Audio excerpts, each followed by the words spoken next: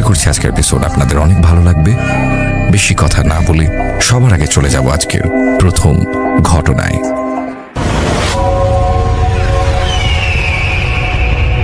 আসসালামু আলাইকুম রাসেল ভাই, আসসালামু আলাইকুম লিসেনার্স, আশা করি সবাই ভালো আছেন। এখন আমি একটি ঘটনা আপনাদের সামনে পেশ করতে চাই। ঘটনাটি যার সাথে ঘটেছিল তার নাম হচ্ছে মোহাম্মদ মাসুম। উনি পেশায় একজন মোটর বাইক চালক। আপনারা জানেন যে সুনামগঞ্জে অনেক দুর্গম জায়গা রয়েছে। হাওর কেন্দ্রিক পুরো সুনামগঞ্জ হওয়ার কারণে এবং সেখানে অনেক রাস্তাঘাট না থাকার কারণে মোটরসাইকেলই একমাত্র ভরসা, মোটরসাইকেলই মানুষজন আসা যাওয়া করে। তো সুনামগঞ্জের এমনই একজন মোটর বাইক চালক, নাম হচ্ছে মোহাম্মদ মাসুম। ওনার বাসা তাহিরপুরেই। ওনার বর্তমান বয়স 50। ঘটনাটি যখন ঘটেছিল সেই সময়টি ছিল 1998 সাল। সময়টি ছিল শীতকাল। উনি তখন ছোটখাটো ব্যবসা করতেন, আর ব্যবসায়িক প্রয়োজনে ওনার বেশ কিছু দেনাদার সৃষ্টি হতো, আবার ওনার কাছেও কেউ কেউ টাকা পেতেন। তো মাঝে মাঝে যে কাজটি করতেন, ওই দেনাদারদের কাছ থেকে টাকা আদায়ের জন্য তারা যখন যে ডেটগুলো দিতেন, তখন ওই ডেটগুলোতে উনি ওই দেনাদারদের কাছ থেকে টাকা আদায়ের জন্য যেতেন। ব্যবসায়িক কারণে অনেক সময় পণ্য বেচা কেনা হয়, যার ফলে একটু দেনাদার সৃষ্টি হয় আর কি, দেনা পাওনা সৃষ্টি হয়। তো টাকা আদায়ের জন্য উনি যেতেন। তো এমনই 1998 সালের এমনই এক শীতকালে এক রাতে উনি একটি জায়গায় যান। সেই জায়গাটার নাম হচ্ছে নতুন বাজার। আপনারা যারা নীলাদ্রি গিয়েছেন তারা নতুন বাজার পার হয়ে নীলাদ্রি গিয়েছেন। তো যাই হোক, নতুন বাজার উনি যখন যান, ওখানে একজন দেনাদারের সন্ধানে তিনি গেলেও, যেহেতু তখন 1998 সালে এরকম ফোন ছিল না, আর ওই সমস্ত এলাকাগুলোতে তো এখনও নেটওয়ার্ক অতটা ভালো নয়। তো যাই হোক, তখন উনি ওই দেনাদারকে বাসায় পান নাই। কারণ হচ্ছে উনি কাজ সেরে বাড়িতে আসেন নাই। কারণ কখন আসবেন তা তো বলতে পারেন, এদিকে রাত হয়ে যাচ্ছে। এই জন্য উনি চিন্তা করলেন, ঠিক আছে চলে যাই, আরও কয়েকজনের সাথে দেখা করার দরকার, তো তাদের সাথে গিয়ে দেখা করি। এই চিন্তা করে নতুন বাজার থেকে উনি শিববাড়ির দিকে আসতে থাকেন।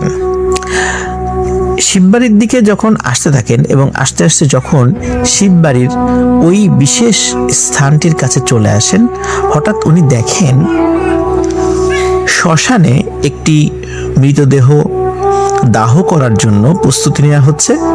আবার একই সময়ে গোরস্থানে বা মুসলিম কবরস্থানে একটি লাশকে জানাজা দেওয়ার প্রস্তুতি চলছে, যে ওইখানেই গোরস্থানে জানাজা দিয়ে সেখানে দাফন করা হবে। শ্মশানে 20-25 জন লোক, আবার পাশে মুসলিম কবরস্থানেও একই রকম ভাবে 15-20 জন মানুষ সেখানে রয়েছে।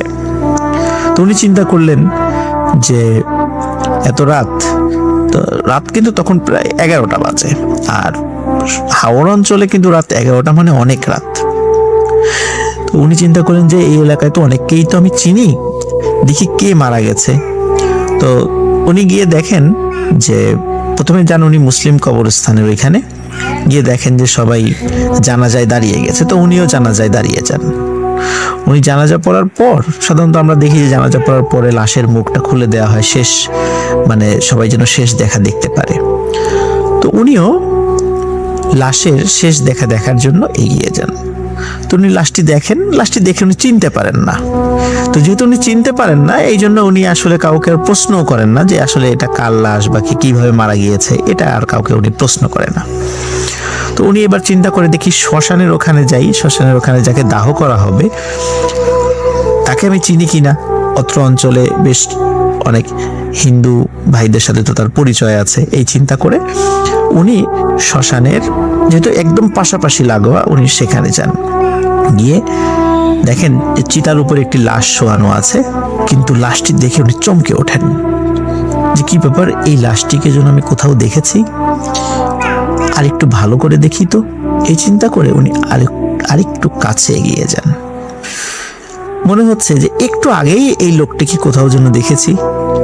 ওনার হঠাৎ মনে পড়ে যায় যে আচ্ছা, একটু আগে যা জানাজা পড়লাম তার লাশের চেহারার সাথে এর চেহারা তো অনেক মিল।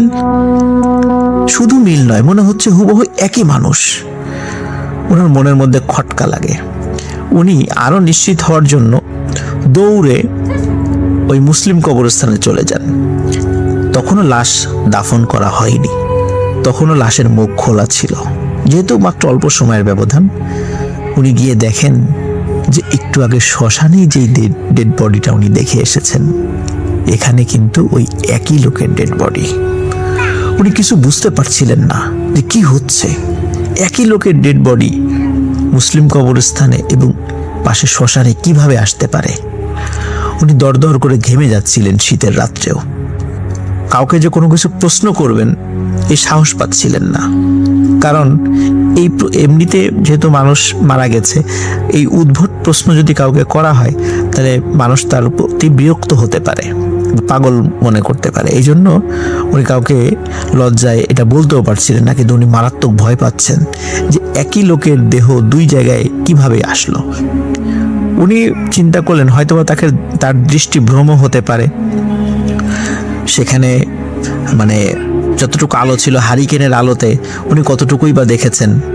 উনি আবার ওই শ্মশানের কাছে চলে যান। তখনও চিতায় আগুন দেয়া হয়নি, কিন্তু দেবে চিতায় আগুন দেয়া হবে হবে ভাব।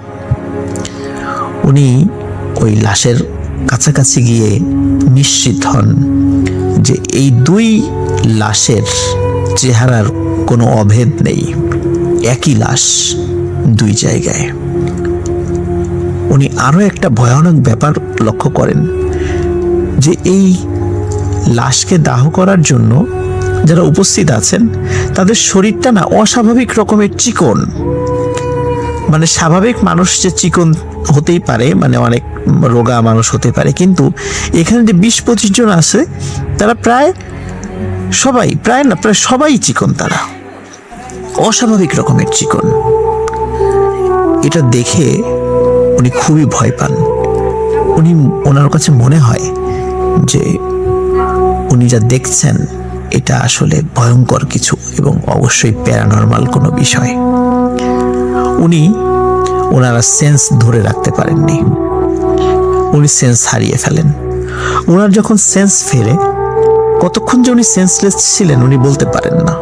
যখন ওনার জ্ঞান আসে তখন দেখেন যে এই যে লম্বা লিকলিকে মানুষগুলো, হাড় জিরজিরে মানুষগুলো, তারা লাইন ধরে হেঁটে শিববাড়ির পাশে যে গর্তটা রয়েছে, যেখানে আমরা আপনাদেরকে ভিডিওটা দেখিয়েছিলাম, ওই গর্তের ওখানে সারা বছরই প্রায় পানি থাকে।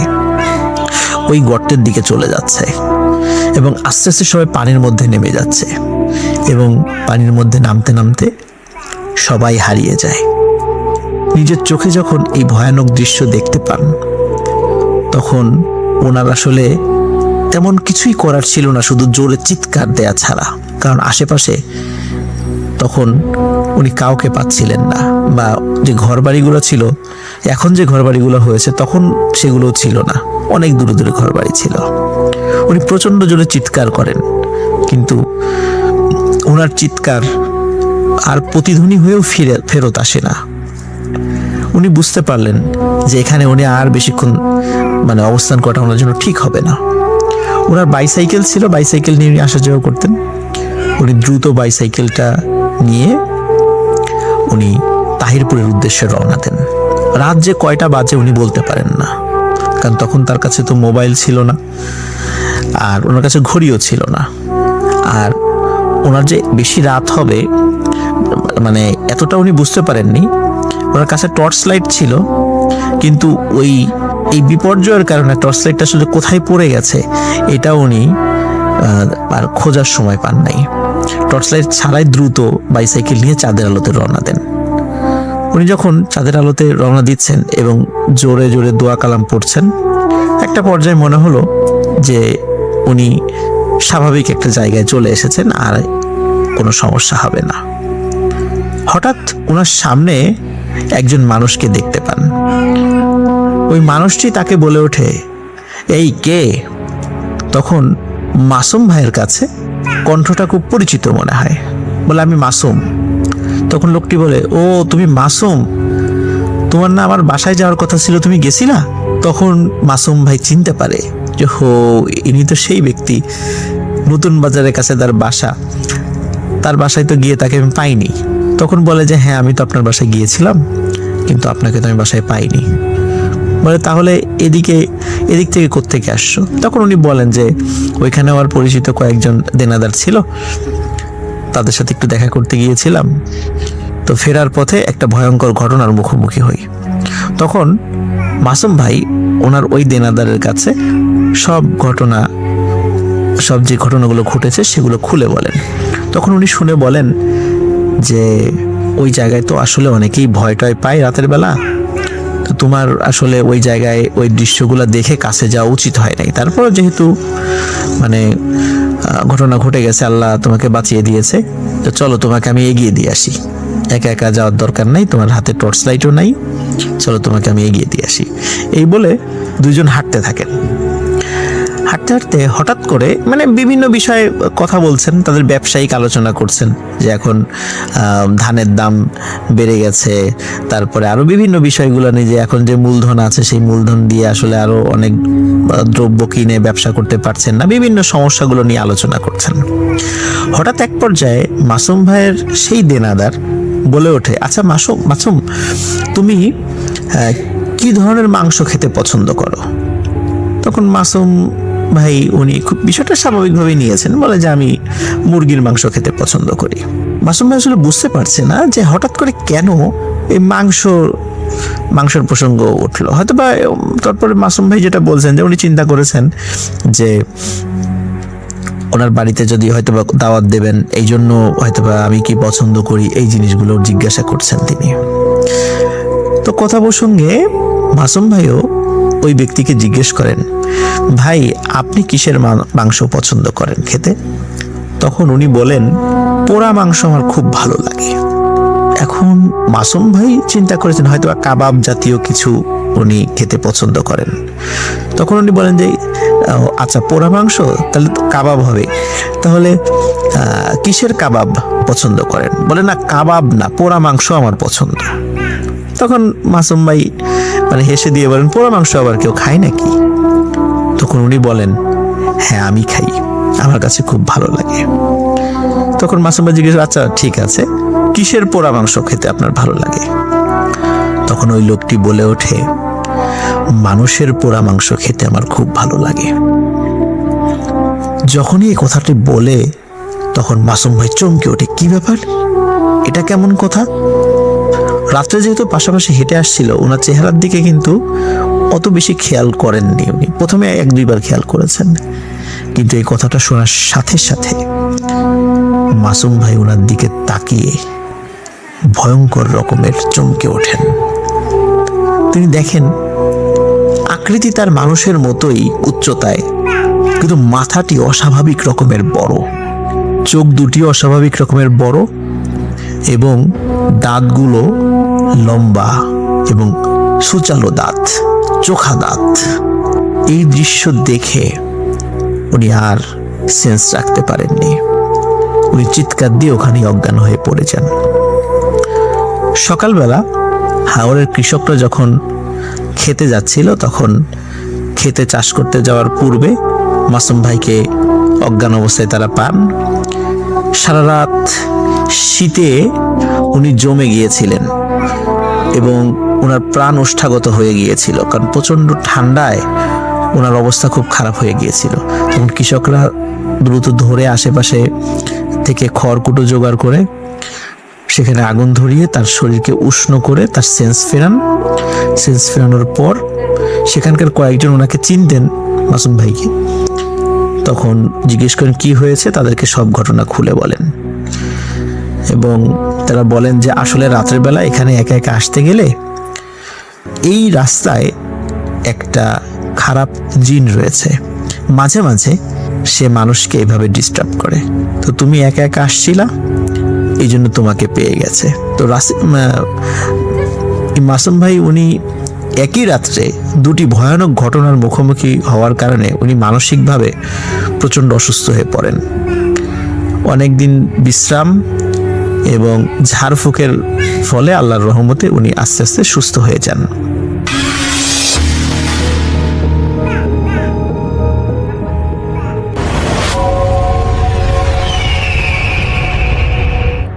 আসসালামু আলাইকুম, আপনাদের সবাইকে সাদর আমন্ত্রণ জানাচ্ছি। আমি আহমেদ বাবু।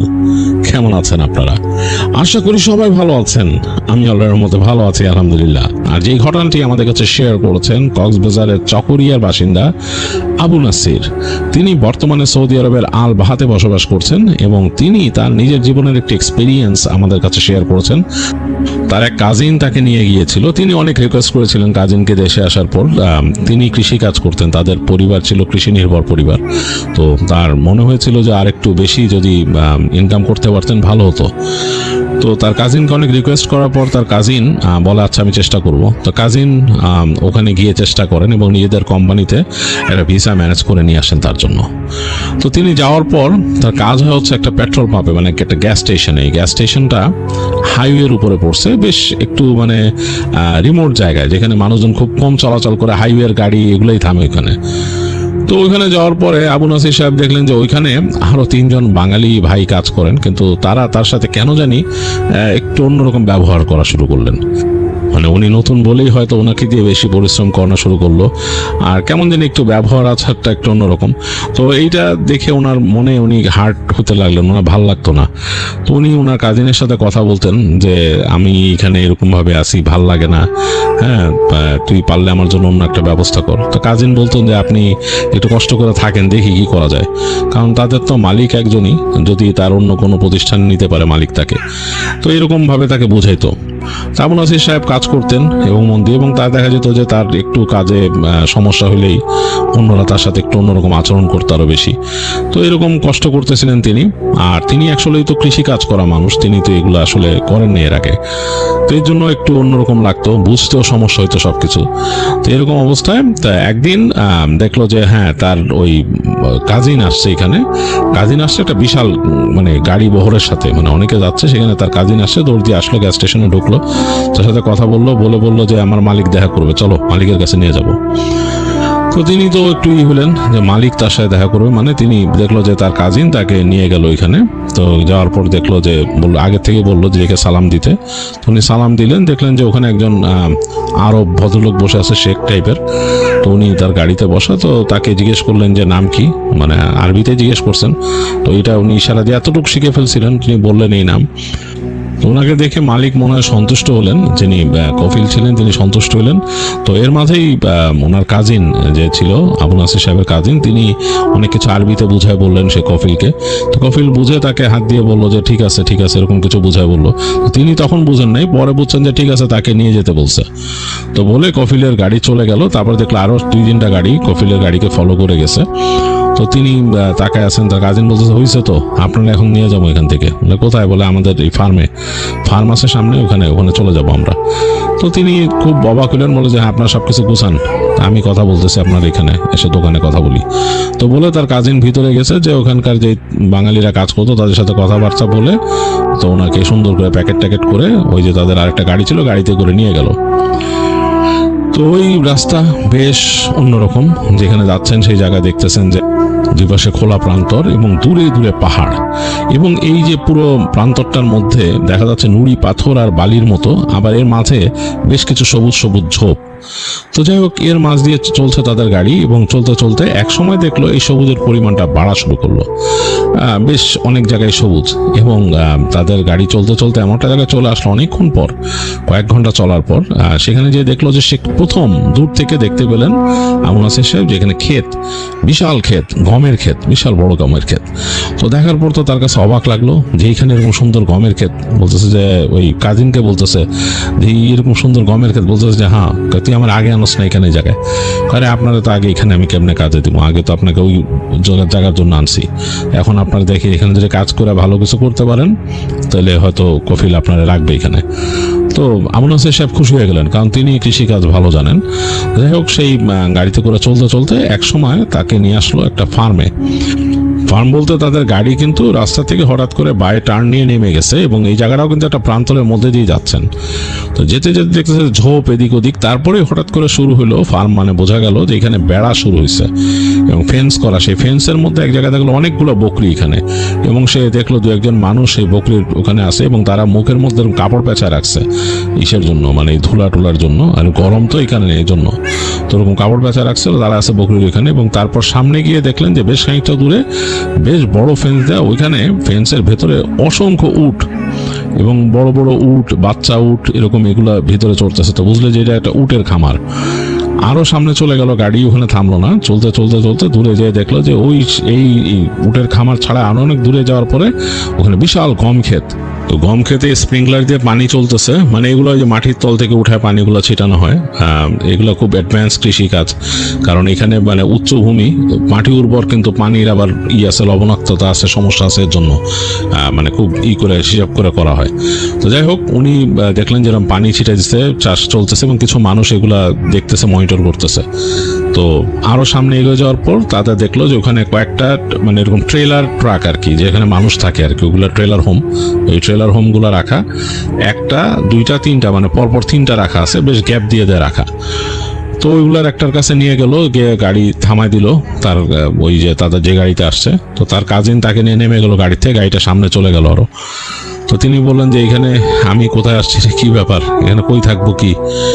এখানে হলো আপনার কাজ করবেন, প্রথমে তো আপনার এই ইসের সাথে দিতে পারতেছি না, এখানে আপনি আমার মালিকরা বলে আনছি যে আপনার এই মানে আপনি পশুপালনও ভালো জানেন, তো আপাতত এই বকরি ভেড়া এগুলার দেখাশোনা করেন, আর এর মাঝে যে উটের কাজগুলো শিখা যান, উটগুলার কেমনে পালে, কেমনে ই করে, আস্তে ধীরে আপনারা এই যে এখানে দেখছেন এই গমের চাষ এগুলোর মধ্যে লাগাই দেবেন। এগুলো করলে আপনি ভালো করতে পারবেন। আর এগুলো আসলে একটু অন্যরকম, এই গমের চাষটা আমাদের দেশের মতো না, হ্যাঁ, এটা একটু অন্যরকম ভাবে করে। তো আস্তে ধীরে শিখবেন। এখন আমি এটা বলে আনছি আপনারা, আপনি এটাতেই ঢুকে যান, দেখেন। আর আপনি ছাড়া এখানে আরেকজন বাঙালি আছে, বাঙালি ভাই, উনি আব্দুল মুতালেব ভাই, উনি এখানে থাকে। আর এছাড়া মিশরীয় আছে কিছু কিছু, এখানে সুদানের মানুষ আছে, তো এরা সবাই কাজ করে। তো এই মূলত এই যেগুলো আপনি করবেন, যে আপনি আর আব্দুল মুতালেব ভাই যে পশু পাখির দেখাশোনা করবেন, আর ওই উটের দেখাশোনা মনে একজন মিশরীয় করে, ও আবার অনেক ওই কাজেও চলে যায়। তো আপনি থাকেন এখানে, আসেন আপনারা পরিচয় করা দিই। তো এই বলে আবু নাসির সাহেবের কাজিন তাকে নিয়ে যায় ফার্মের ওইখানে, মানে যেখানে ওই যে পশু পাখি চড়তেছে ওখানে নিয়ে দেখে যে একজন মানুষ কাজ করতেছে, ডাক দেয় তাকে, জোরে জোরে ডাকে। তো উনি চলে আসেন, আসার পরে দেখা যায় ওই উনি হচ্ছেন বাঙালি আব্দুল মুতালিব সাহেব। তো তার সাথে পরিচয় করা দেন যে এই যে আমার এই কাজিন, ওনার যার কথা বলছিলাম, উনি আমার বড় ভাই হয় আবু নাসির। তো যাই হোক, ওনার দুজনের পরিচয় হয়। হওয়ার পর বলে যে চিন্তা করেন না, আমরা আছি তো, আমি আছি আর ওই যেখানে বিদেশিরা আছে, হ্যাঁ আপনি আমি, কোনো অসুবিধা নাই। যাই হোক, ওনাকে ওখানে স্যারেল করে দিয়ে যান ওনার কাজিন ওই দিন। তো ওখানে উনি ওই দিন প্রথম দিন আসলেন, এসে ওই একটু হাঁটাচলা করছে, দেখলেন ওই জায়গাটা ঘুরে ঘুরে ভালোই লাগতেছে ওনার কাছে, কারণ এই যে উনি গ্যাস স্টেশনে ছিলেন ওই জায়গাটা একদমই নিরস ছিল। তো উনি মনে মনে শুকরিয়া আদায় করছেন, এর থেকে অনেক ভালো জায়গায় আসছি। তো যদিও ওই পশু পাখি পালতে কেমন কষ্ট হবে তিনি জানেন না, কারণ তিনি আসলে আদতে পশু পাখি খুব বেশি পালেন নাই। তাদের বাড়িতে হয়তো গরু ছিল কয়েকটা, আর এই যে ছাগল টাগল ছিল দুই একটা, এরকম, বাট এরকম অবস্থা ছিল না। তো যাই হোক, আর এই তো উট একটা নতুন প্রাণী, তো ওনার কাছে দেখেই জানি কেমন লাগতেছে। তো ওই যে দেখলো যে আব্দুল মুতালেব সাহেব তিনি মোটামুটি ভালোই এক্সপার্ট, এবং ওই যে আরেকজন মিশরীয় আছে সেও এগুলা মানে ভালোই দেখে। তো যাই হোক, এইভাবে ওই দিন চলে গেল তার কাজিন, আর আবু নাসির সাহেবের দিন কাটতে লাগলো এই ফার্মে। তো উনি মোটামুটি আস্তে আস্তে অভ্যস্ত হয়ে গেলেন ওই জায়গায়। এই সন্ধ্যার পরে চুপচাপ বসে থাকেন যখন কাজ থাকে না, ওই সময় মানে সব পশু পাখিকে তিনি আর ওই আব্দুল মুতালেব সাহেব যে মোটামুটি ওই তাদের ওই ফেন্স আছে, ফেন্সের মধ্যে ঢোকাই দিয়ে তারা ওখানে লক করে চলে আসেন। এসে তাদের ওই যে ট্রেলার হোম, তাদেরটাই হচ্ছে সবচেয়ে কাছে আর কি, ওই কারণ যেহেতু তাদের ওইখানে পশু পাখি দেখতে হয়। তো ট্রেলার হোমে বসে দুজনে গল্প গুজব করেন, মানে তাদের ফ্রেশ হয়ে আর কি, দুজন গল্প গুজব করেন, আড্ডা দেন, এবং তার মতো তিনি মানে যা করেন বসে বসে মোবাইল ফোন টিপেন, যা যা করেন আর কি। ওখানে নেটওয়ার্ক আছে খুব অল্প বিস্তর, মানে নেটওয়ার্ক এত ভালো না, তারপর আছে।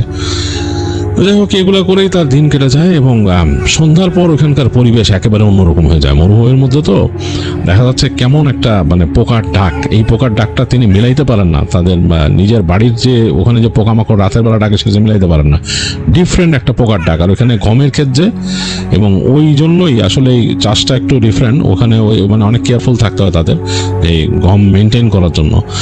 তো আবু নাসির সাহেবের রাতের বেলা 8টা-9টার পর আর ভাল লাগে না। তিনি মানে ওই ছোট্ট তাদের যে থাকার জায়গাটা, যে ট্রেলার হোম, ওইটা খুব ছোট। তো ওইখানে থাকতে থাকতে তিনি বোর্ড হয়ে যান। তিনি রাতের বেলা বের হয়ে যান হেঁটে হেঁটে, একদম হাঁটতে হাঁটতে চলে যান এই মাথায়, সেই যে গম ক্ষেতের ওই পাশে। তার কাছে অন্যরকম লাগে, দূরে পাহাড়গুলো দেখা যায় তো, তবে ভীতিকর। তিনি বলছেন যে ওখানে ভীতিকর লাগে, কারণ দেখা যাচ্ছে যেরকম খোলা জায়গায় ক্ষেতের পাশ দিকে একেবারে একটু জায়গা ঘুরে গিয়ে দেখা যাচ্ছে 3টা পাহাড় উঠছে, এরকম মানে অন্যরকম লাগে, কেমন জানি মানে গা শিরশিরানি একটা ভাব চলে আসে। আর রাতের বেলা ওই যে যারা ওখানে আছে মিশরীয় বা ওরা অতটা এখানে জাগে না, ওরা ঘুমায় যায় ওই সময়, ক্লান্ত হয়ে যায় তো, খেতে খামারে কাজ করে ওরা ঘুমা যায়, ওরা থাকে না। তো তিনি হেঁটে হেঁটে যখন যান তখন দেখেন যে ওদের ট্রেলারের ওইখানে হালকা একটা বাতি জ্বলতেছে ভিতরে, বুঝতেছে যে তারা ঘুমাচ্ছে। তা আবু নাসির সাহেবের আবার রাত জাগার অভ্যাস ছিল, তো তিনি হাঁটতে হাঁটতে যান। তো এইসব একটু ভয় কম পান, কারণ তিনিও যেখান থেকে আসছে ওইটাও অনেকটা পাহাড়ি এলাকা, তো তিনি ওই জন্য তার সাহসটা একটু বেশি। তো হেঁটে তিনি ওই যে সেই গম ক্ষেত পার হয়ে দিকে যান, এই আকাশের দিকে তাকায় থাকেন, তার কাছে অন্যরকম লাগে। তিনি হেঁটে হেঁটে আবার আসেন, এসে নিজেদের যে ঘরটা বা নিজেদের ট্রেলারটা পার হয়ে আরো সামনে চলে যান। তো গিয়ে তখনই তার মানে প্রথম তার সামনে পড়ে হচ্ছে উটের খামারটা। কেমন দিন লাগে এই প্রাণীগুলাকে তার কাছে, মানে এটা তিনি তো দেশে ওইভাবে দেখেন নাই। দেশে দেখছেন মানুষ কোরবানির জন্য আনে সেই উটগুলা একরকম, আর এইটা আরেক রকমের উট। মানে ওগুলা কিন্তু আসতো মানে পাশের দেশ থেকে আসতো, বাংলাদেশে যেগুলো আসতো, আর এই উটগুলো আরো বড় বড় আর একটু অন্যরকম। তাকে কিন্তু বলছে ওখানে আব্দুল মোতালেব সাহেব যে এই উট কিন্তু কামড় দিয়ে দেয়, সাবধান। হ্যাঁ, আর উট অনেক অনেক ধূর্ত, অনেক চালাক। এখানে খুব একটা উটের ফার্মে রাতের বেলা ওইখান থেকে আশেপাশে দিয়ে ঘোরাঘুরি কম করবা। তো তিনি জিজ্ঞেস করছিলেন যে কেন, বলে আছে, কারণ আছে, ওখানে যেও না বেশি, উটের ইসে যেও না, বকরির ফার্মেও যেও না, এখানে যাওয়ার দরকার নেই, চুপচাপ ওদিক দিয়ে হাঁটা চলা করো না খুব একটা, রাতের বেলা কোনো সমস্যা নিলে যেও না। তাই বলছিল তাকে আব্দুল মোতালেব সাহেব। তো তিনি ওই কথার খুব একটা ধার ধারেন না, তাকে আসলে শিখতে হবে, বুঝতে হবে। তিনি আরো বোঝার চেষ্টা করেন এই পশুগুলা নেচারগুলা কেমন। তিনি হাঁটতে হাঁটতে চলে যান ফেন্সের কাছে, যে দেখেন যে উটগুলা কেমন, তাকে দেখে শব্দ করে একটা, কেমন যেন শব্দ করে, এবং এইটা তার মাথায় আছে যে তাকে বলছে কামড় দিয়ে দেয় উট। এর জন্য তিনি একটু কেয়ারফুল থাকেন, তিনি ফেন্সের মধ্যে ঢোকেন না। তো হেঁটে হেঁটে যান, আবার বকরির ফার্মের ওখান দিয়ে হোটেন, তার কাছে কেমন জানি একটা অন্যরকম এনভায়রনমেন্ট লাগে। তো যাই হোক, এরকম ভাবে তার দিন চলে যাচ্ছিল। তো একদিন রাতে তিনি দেশে কথা বলতেছেন, ফোনে কথা বলতে বলতে হেঁটে যাচ্ছেন সামনে। তো যেতে যেতে তিনি আসলে তাদের যে উটের যে খোয়ার বা উটের ফার্ম সেটাও পার হয়ে গেছেন, তার যে বকরির ফার্ম সেটাও পার হয়ে গেছেন। তো এখানে যেহেতু দরজা নাই, মানে ঢোকার জন্য কোনো এন্ট্রেন্স আলাদা কোনো দরজা রজা কিছু নাই, ওই যে মানে রাস্তা আর কি, ডার্ট রোড, সেটার উপর দিয়েই উনি হাঁটতে হাঁটতে আরো সামনে যাচ্ছেন, হাঁটতে হাঁটতে সামনে যাচ্ছেন আর কথা বলতেছেন। তো বেশ খানিকক্ষণ তিনি হেঁটে সামনে চলে আসছেন। হঠাৎ করে তার কাছে মনে হলো যে তিনি যে কথা বলতেছিলেন দেশে, তার ফোনের মধ্যে মনে হলো একটা নয়েসের মতো, মানে কেমন জানি মনে হলো যে কতগুলো বাচ্চা যদি কথা বলে ওঠে কেউ কেউ কুকুর করে, কেমন যেন একটা স্ট্যাটিক নয়েসের মতো সেরকম একটা শব্দ। তো তিনি অবাক হলেন যে ফোনের মধ্যে কে কথা বলে, এরকম হইলো কেন শব্দ। অনেক সময় দেখা যায় না ওই যে টেলিভিশন বা রেডিওতে স্ট্যাটিক প্রবলেম হয় সেরকম। তো তিনি দেশে বলতেছেন হ্যালো হ্যালো, কি মানে কি সব ঠিক আছে নাকি আর কি, তার ভাষায় বলতেছেন তিনি, সব ঠিক আছে নাকি, কিসের শব্দ। তো দেখতেছে ওই পাশ থেকেও মানে হয়ে যাচ্ছে, মানে স্ক্র্যাম্বলড হয়ে যাচ্ছে ভয়েস, মানে এলোমেলো হয়ে যেতেছে, কথা ঠিক মতো শোনা যাচ্ছে না। তো তিনি লাইনটা কেটে দিলেন। তো লাইনটা কাটার পরে তার ফোন দেখা গেল যে হ্যাং হয়ে গেল, মানে ফোন আরই নড়তেছে না এখান থেকে। তার অনেকক্ষণ ধরে লাইট নিভে থাকলো, তিনি অনেকবার চেষ্টা করলেন, দেখলেন যে একসময় টাস করে ফোনটা বন্ধ হয়ে গেল। তো তিনি এখানে সুইচ টিপে আবার অন দেওয়ার চেষ্টা করতেছেন। তো সুইচ টিপে ধরছেন, ফোন অন হচ্ছে না, মানে একটু আলো জ্বলে আবার নিভে যাচ্ছে। তো তার মানে তিনি মনে করলেন মনে হয় ব্যাটারি হয়ে গেছে, কোনো কারণে ব্যাটারি শেষ হয়ে গেছে, চার্জ দিতে হবে ফোনে। তো তিনি অবাক হলেন যে এই শব্দটা কি পাইলেন ফোনের মধ্যে, মনে হলে কেমন খিচখিচ খিচখিচ করে কতগুলা বাচ্চা কাচ্চারা কথা বলে গেলে যেরকম সেরকম। হঠাৎ করে তিনি ফোন বন্ধ অবস্থায় তিনি শব্দ পেলেন, কিচকিচ কিচকিচ শব্দ। তখন তিনি চিন্তা করছেন, আরে আমি তো এই মূল ফার্মের থেকে অনেক দূরে চলে আসছি। পিছনে তাকায় দেখলেন যে তাদের এই যে ওই বকরির ফার্মের যে বেড়া দেখা দিতেছে অনেক দূরে, অনেক দূরে। তিনি হাঁটতে হাঁটতে অনেক দূর চলে আসছেন। তার সোজা যে ডান দিকে এরকম একটা রাস্তা চলে গেছে, রাস্তা মানে কি ডার্ট রোড, এবং সেটা সোজা চলে গেলে দেখলেন যে পুরা ওই জায়গাটা অনেকটা প্রান্তরের মতো, এবং সেইখানে দূরে পাহাড় দেখা যাইতেছে, ঝোপঝাড়, বিভিন্ন ঝোপঝাড়। আর বাঁ দিকে চলে গেলে ওইদিকে আরেকটা এরকম চিকন রাস্তা গেছে, ওই পাশে যে ঝোপঝাড়, ওখানে কিছু নাই। আর সোজা রাস্তাটা গেছে, এটা দিয়ে মনে হয় মূল রাস্তায় ওঠা যায়। তো তিনি তো আসছিলেন গাড়িতে করে, তিনি তো এখান থেকে আর বেরোন নাই, তার আসলে খেয়ালও নাই।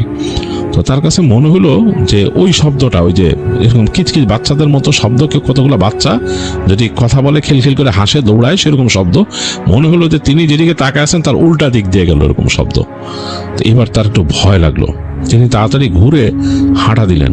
তিনি বুঝতেছেন তিনি অনেক দূরে চলে আসছেন। তো তিনি যাচ্ছেন সামনে, তার কাছে মনে হচ্ছে তার পিছনে কতগুলো বাচ্চা খিলখিল করে হেসে হেসে দৌড়ায় দৌড়ায় দাঁড়াচ্ছে, এরকম মানে হাসতেছে বা তাকে ফলো করতেছে। তিনি ফট করে পিছনে তাকান, দেখেন কেউ নাই, কেউ নাই, ওই পাশে ঝোপঝাড়গুলো দেখা যাচ্ছে। তো তার কাছে মনে হলো এই ঝোপঝাড়ের মধ্যে কি বাচ্চারা লুকায় নাকি, এখানে কোনো মানে আসে নাকি। তিনি শুনছেন যে এইসব জায়গায় অনেক জায়গায় বেদুইনরা থাকে, এটা তার মাথায় আসে মানুষের কাছ থেকে যে বেদুইনরা থাকে এখানে, তো তাদের বাচ্চারা এত রাত্রে কি করবে। তখন প্রায় 12টা-1টা বেজে গেছে এরকম রাত। তো তিনি তাড়াতাড়ি হাঁটা শুরু করলেন। একটু ভয় লাগছে তার কাছে, কারণ তিনি মরুভূমির অনেক ঘটনা শুনছেন, ওইখানে মানে উল্টাপাল্টা জিনিস আছে। আব্দুল মোতালেব সাহেবই তারে বলছে যে তুমি রাত্রেবেলায় হাঁটাহাঁটি করে ঠিক নাই, সেই এগুলো বলছে। তো তিনি হাঁটতে হাঁটতে তাড়াতাড়ি মানে এই শব্দটা শুনতেছেন তিনি, কিন্তু পিছনে তার মানে কন্টিনিউয়াসলি মনে হচ্ছে একটু পরপর খিলখিল করে বাচ্চারা হাসতেছে আর দৌড়াইতেছে তার পিছনে। তো তিনি তাড়াতাড়ি হেঁটে হেঁটে চলে আসলেন, এবং তিনি যখন ওই যে উটের যে খোয়ারটা পার হইতেছেন, তখন মনে হলো বাচ্চাগুলা খিলখিল খিলখিল করে হেসে মানে কি মানে একটা শব্দ করে দৌড় দিল তার পিছন থেকে। তিনি একদম কেঁপে উঠলেন, কেঁপে উঠে তার সারা শরীরে সব ভ্রম দাঁড়ায় গেছে। তিনি ফট করে তাকায় দেখেন যে পিছনে কেউ নাই। যে তিনি শব্দ পেলেন যে উটগুলা মনে হলো শব্দ করে উঠলো, উটগুলা শব্দ করে উঠলো, কেমন করে ডেকে উঠলো, এবং মানে একটা ভয়ঙ্কর অবস্থা, মানে একটা বিশৃঙ্খলা শুরু হয়ে গেল ভিতরে। এবং মনে হলো যে কতগুলো বাচ্চা যদি ওই উটের খোয়াড়ে ঢুকে পড়ে দৌড়ায় সেরকম। তো তিনি একটু অবাক হলেন, কিরে এটা ঘটনা কি, এটা কে ঢুকছে। তো তার সাহস ছিল না ওখানে যাওয়ার। তিনি তাড়াতাড়ি হেঁটে গেলেন, হেঁটে যে তার ঘর চলে গেলেন, তার যে ট্রেলার হোম তাদের, যে ওখানে চলে গেলেন। গিয়ে তিনি তাড়াতাড়ি দরজাটা মোচড়ায়, উনি তালা মারেন নাই, খুলে ভিতরে ঢুকলেন। ভিতরে ঢুকে তাড়াতাড়ি যে মানে ওনার ভয় লেগে গেছে, ওনাটা কাঁপুনি লেগে গেছে এরকম। আর বাইরে ওই দিন দেখতে বেশ ঠান্ডা ঠান্ডা লাগতেছে, রাতের বেলা ওটা ঠান্ডা হয়ে যায়। তো তিনি তাড়াতাড়ি যে তার বিছনায় শুয়ে পড়লেন। তো বিছনায় শুয়েও বেশ ঠান্ডা লাগতেছিল, তিনি তাড়াতাড়ি চাদর টেনে নিলেন। তো তারপর তিনি চুপচাপ শুয়ে আছেন, ঘুম আসতেছে না। তো তাকায় আছেন তিনি তার বিছানাটা যেখানে, তার সোজাসুজি পায়ের কাছেই হাতের ডানে একটা জানালা আছে। ওই জানালার উপর ব্লাইন্ড দেয়াতে কি হচ্ছে যে বাইরের যে আলোটা, মানে আকাশের যে আলোটা, সেটা হালকা করে এসে নিচে একটা টেবিল আছে, টেবিলের উপর পড়তেছে। তার কাছে কেমন জানি লাগতেছে, মানে ঘুম আসতেছে না, ওদিকে তাকাই আছেন তিনি। একটু পর তিনি শুনলেন মানে তাদের যে এই ট্রেলার হোমটা, এটার পাশ দিয়ে মনে হচ্ছে কতগুলো বাচ্চা দৌড়াচ্ছে, এবং বাচ্চাদের যে শব্দ সেটা পাচ্ছেন তিনি। এক সময় তিনি খেয়াল করলেন যে তার যে জানলাটা, ওই যে টেবিলের ওখানে, ওই জানলার সামনে মনে হলো কারো একটা ছায়া, মানে কোনো একটা ছায়া পড়ছে, এবং ছায়াটা মানুষের মতো, মানে মানুষ যদি তাকায় কোনো জানলা দিয়ে যেরকম লাগবে সেরকম।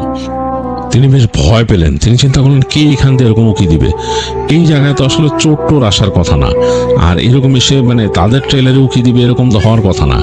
তো এই বাচ্চারা কারা, এই বাচ্চার মতো যে শব্দ করতেছে, কথা বলতেছে, এরকম আর কারা। আর তিনি যে এখানে আসেন একদিন ধরে, তিনি কিন্তু দেখছেন যে পাশের যে ট্রেলারে থাকে যারা ওই যে মিশরীয় আর ওই সুদানের মানুষ যারা আছে, তারা কিন্তু এই টাইপের না, মানে এরকম কিউরিয়াস না, কারো বাসা উকি টুকি দিবে এরকম না, এবং নিজেদের ওখানে দিনের বেলা কথা হয় দেখলে টুকিটাকি যা পারেন ওইভাবে। এরা তো না, এভাবে করে কেউ কি দিতেছে জানলার ওখানে। তো তিনি ভয় একদম হয়ে গেলেন। এরপর তিনি শুনলেন যে বাইরে মনে হলো হুল্লোড় শুরু করলো, মানে বাচ্চাদের মতো হুল্লোড়, মানে বাচ্চারা যেরকম আনন্দ উল্লাস করে সেরকম। তো প্রচন্ড ভয় পেয়েছেন আসলে। এই সময় তিনি শুনলেন ওই পাশ থেকে তার একই রুমেই তো ওই পাশে ঘুমায় আব্দুল মোতালেব সাহেব। তিনি ভারী গলায় বলতেছে, আবু নাসির। তা আবু নাসির একটু চমকায় উঠলেন, চমকা উঠে বললেন, জি ভাই। বলে, আপনি আজকে কোথায় গেছিলেন হেঁটা? তো বলছে, আমি গেছিলাম তো ওই দিক দিয়ে হেঁটা ভাই, আমি আসলে রাস্তা মানে ভুলেই গেছিলাম, ফার্মের বাইরে চলে গেছিলাম হেঁটা। তো ফার্মের বাইরে গেছিলেন, ভেজাল তো নিয়ে আসছেন সাথে। মানে শুনতেছেন না, ভেজাল নিয়ে আসছেন যে আপনারা মানা করলাম কতদিন রাত্রেবেলা বেশি হাঁটাহাঁটি করেন না, আর বাইরে যান না, দেখেন আমি যাই। এটা বলতেছে, তখনই থুম করে শব্দ হলো তাদের দরজার মধ্যে, তাদের যে ফ্রন্টের দরজাটা থুম করে উঠলো। দরজাটা কিন্তু স্টিলের, এটার মধ্যে মনে হলো গায়ের জোরে কেউ মারছে, থুম করে, মানে লাভ দিয়ে উঠছে আবু নাসির সাহেব। আর আব্দুল মোতালেব সাহেব বলতেছেন, চুপ করে থাকেন, দোয়া পড়েন, জোরে জোরে দোয়া পড়েন, আয়াতুল কুরসি পড়েন। তো যাই হোক দোয়া পড়া শুরু করলো। আবু নাসির সাহেব দোয়া পড়তেছে আর জোরে জোরে দোয়া পড়তেছে। আব্দুল মোতালেব সাহেব জোরে জোরে দোয়া পড়তেছে। এই যে যখন দোয়া পড়তেছে জোরে জোরে আব্দুল মোতালেব সাহেব, মনে হলো বাইরে কেমন যেন একটা কণ্ঠ, মানে খুব মানে পেঁচানো নাকি টাইপের, এই কণ্ঠটা স্বাভাবিক না। মনে হলো আরবিতে গালাগালি করতে করতে চলে গেল সামনে দিয়ে, অ্যাজ ইফ কারো বাসায় যদি কেউ আসে না, ওই যে অনেককে মানুষকে বিরক্ত করে, লাস্টে না পেলে দরজার মধ্যে লাথি গুতা মেরে গালি দিয়ে চলে যায়, ওরকম ভাবে কারা যেন চলে গেল এখান থেকে। তো অনেকক্ষণ তারপরও দোয়া পড়তেছিল আব্দুল মোতালেব সাহেব এবং বললো যে আবু নাসির সাহেব রাত্রেবেলা এরকম ঘুরেন না, আপনারা মানা করছি ঘুরেন না, আর ওই উটের খামারের কাছে যায়েন না, রাত্রেবেলা তো ভুলো না। বলে কেন? ওখানে শয়তান থাকে, ওখানে যায়েন না। তো যখন বলছে ওখানে শয়তান থাকে, তখন আবু নাসির সাহেবের একটু গায়ের রোম টোম দাঁড়ায় গেছে, খুব ভয় পাইছে। বলছে যে এই যে শব্দ পাইতেছিলেন কিসের, বুঝতে পারছেন? বলে কি? বলে জিন, জিনে এসে বিরক্ত করে গেছে। এটা বলার সাথে সাথেই আবার তাদের ছাদের মধ্যে একটা ত্রিম করে একটা কিছু পড়লো, ভারী, মানে পুরা কেঁপে উঠছে তাদের এইটা।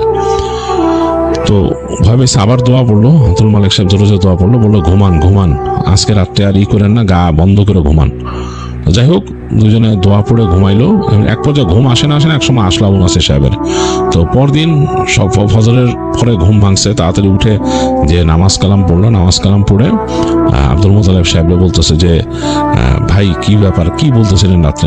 যা বলছে শুনছেন, এগুলো নিয়ে এখন আর এখানে বেশি আলাপ করেন না, জায়গা ভালো না এই সেই, আর এইখানে রাত্রেবেলা আর হাইটেন না খুব একটা, এরকম ঠিক না। তো যাই হোক, তো ওই দিন দিনের বেলা তারা এটা ওইটা করলো। আবু নাসির সাহেবের একটু ভয় লাগতেছিল ওই দিন, এবং ওই দিন কি জানি আলাপ করলো। ওই যে মিশরীয় যে লোকটা ছিল, সে আব্দুল মোতালেব সাহেবের সাথে কি আলাপ করছে, মানে তারাও কোনো শব্দ পাইছে এখানে, তাদের এখানেও কোনো শব্দ হয়েছে। তো এরপর দিন থেকে হলো কি, মাঝে মাঝেই মানে দু একদিন গ্যাপে গ্যাপেই শব্দ পাইতো।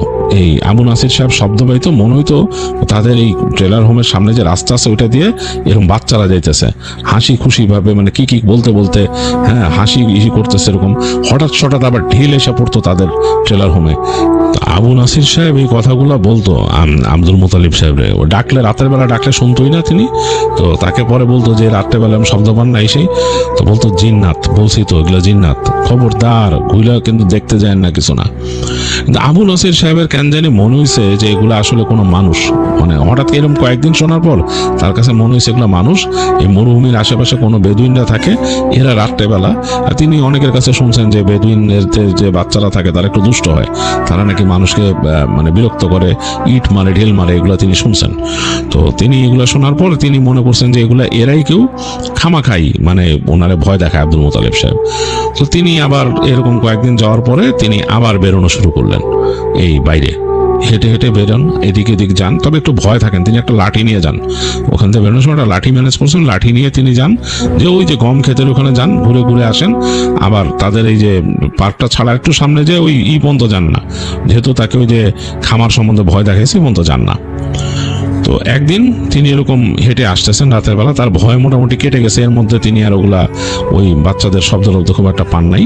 তো ওই দিন বেশ ঝড়ো বাতাস ছাড়ছে, বাতাসটা তার কাছে ভালো লাগতেছে, মানে দেশে অনেক সময় কালবৈশাখী আসলে যেরকম লাগতো ওইরকম তার কাছে মজা লাগতেছে। তো তিনি আর ঢুকতেছেন না ঘরে, তিনি হেঁটে হেঁটে ওই গম ক্ষেতের ওখান থেকে সামনে চলে আসছেন, দেখতেছেন যে বাতাসে বালি উড়াই নিয়ে যেতেছে এদিকে, এবং এই বালি যে উড়ে যেতেছে, বালির একটা শব্দ হইতেছে শোঁ।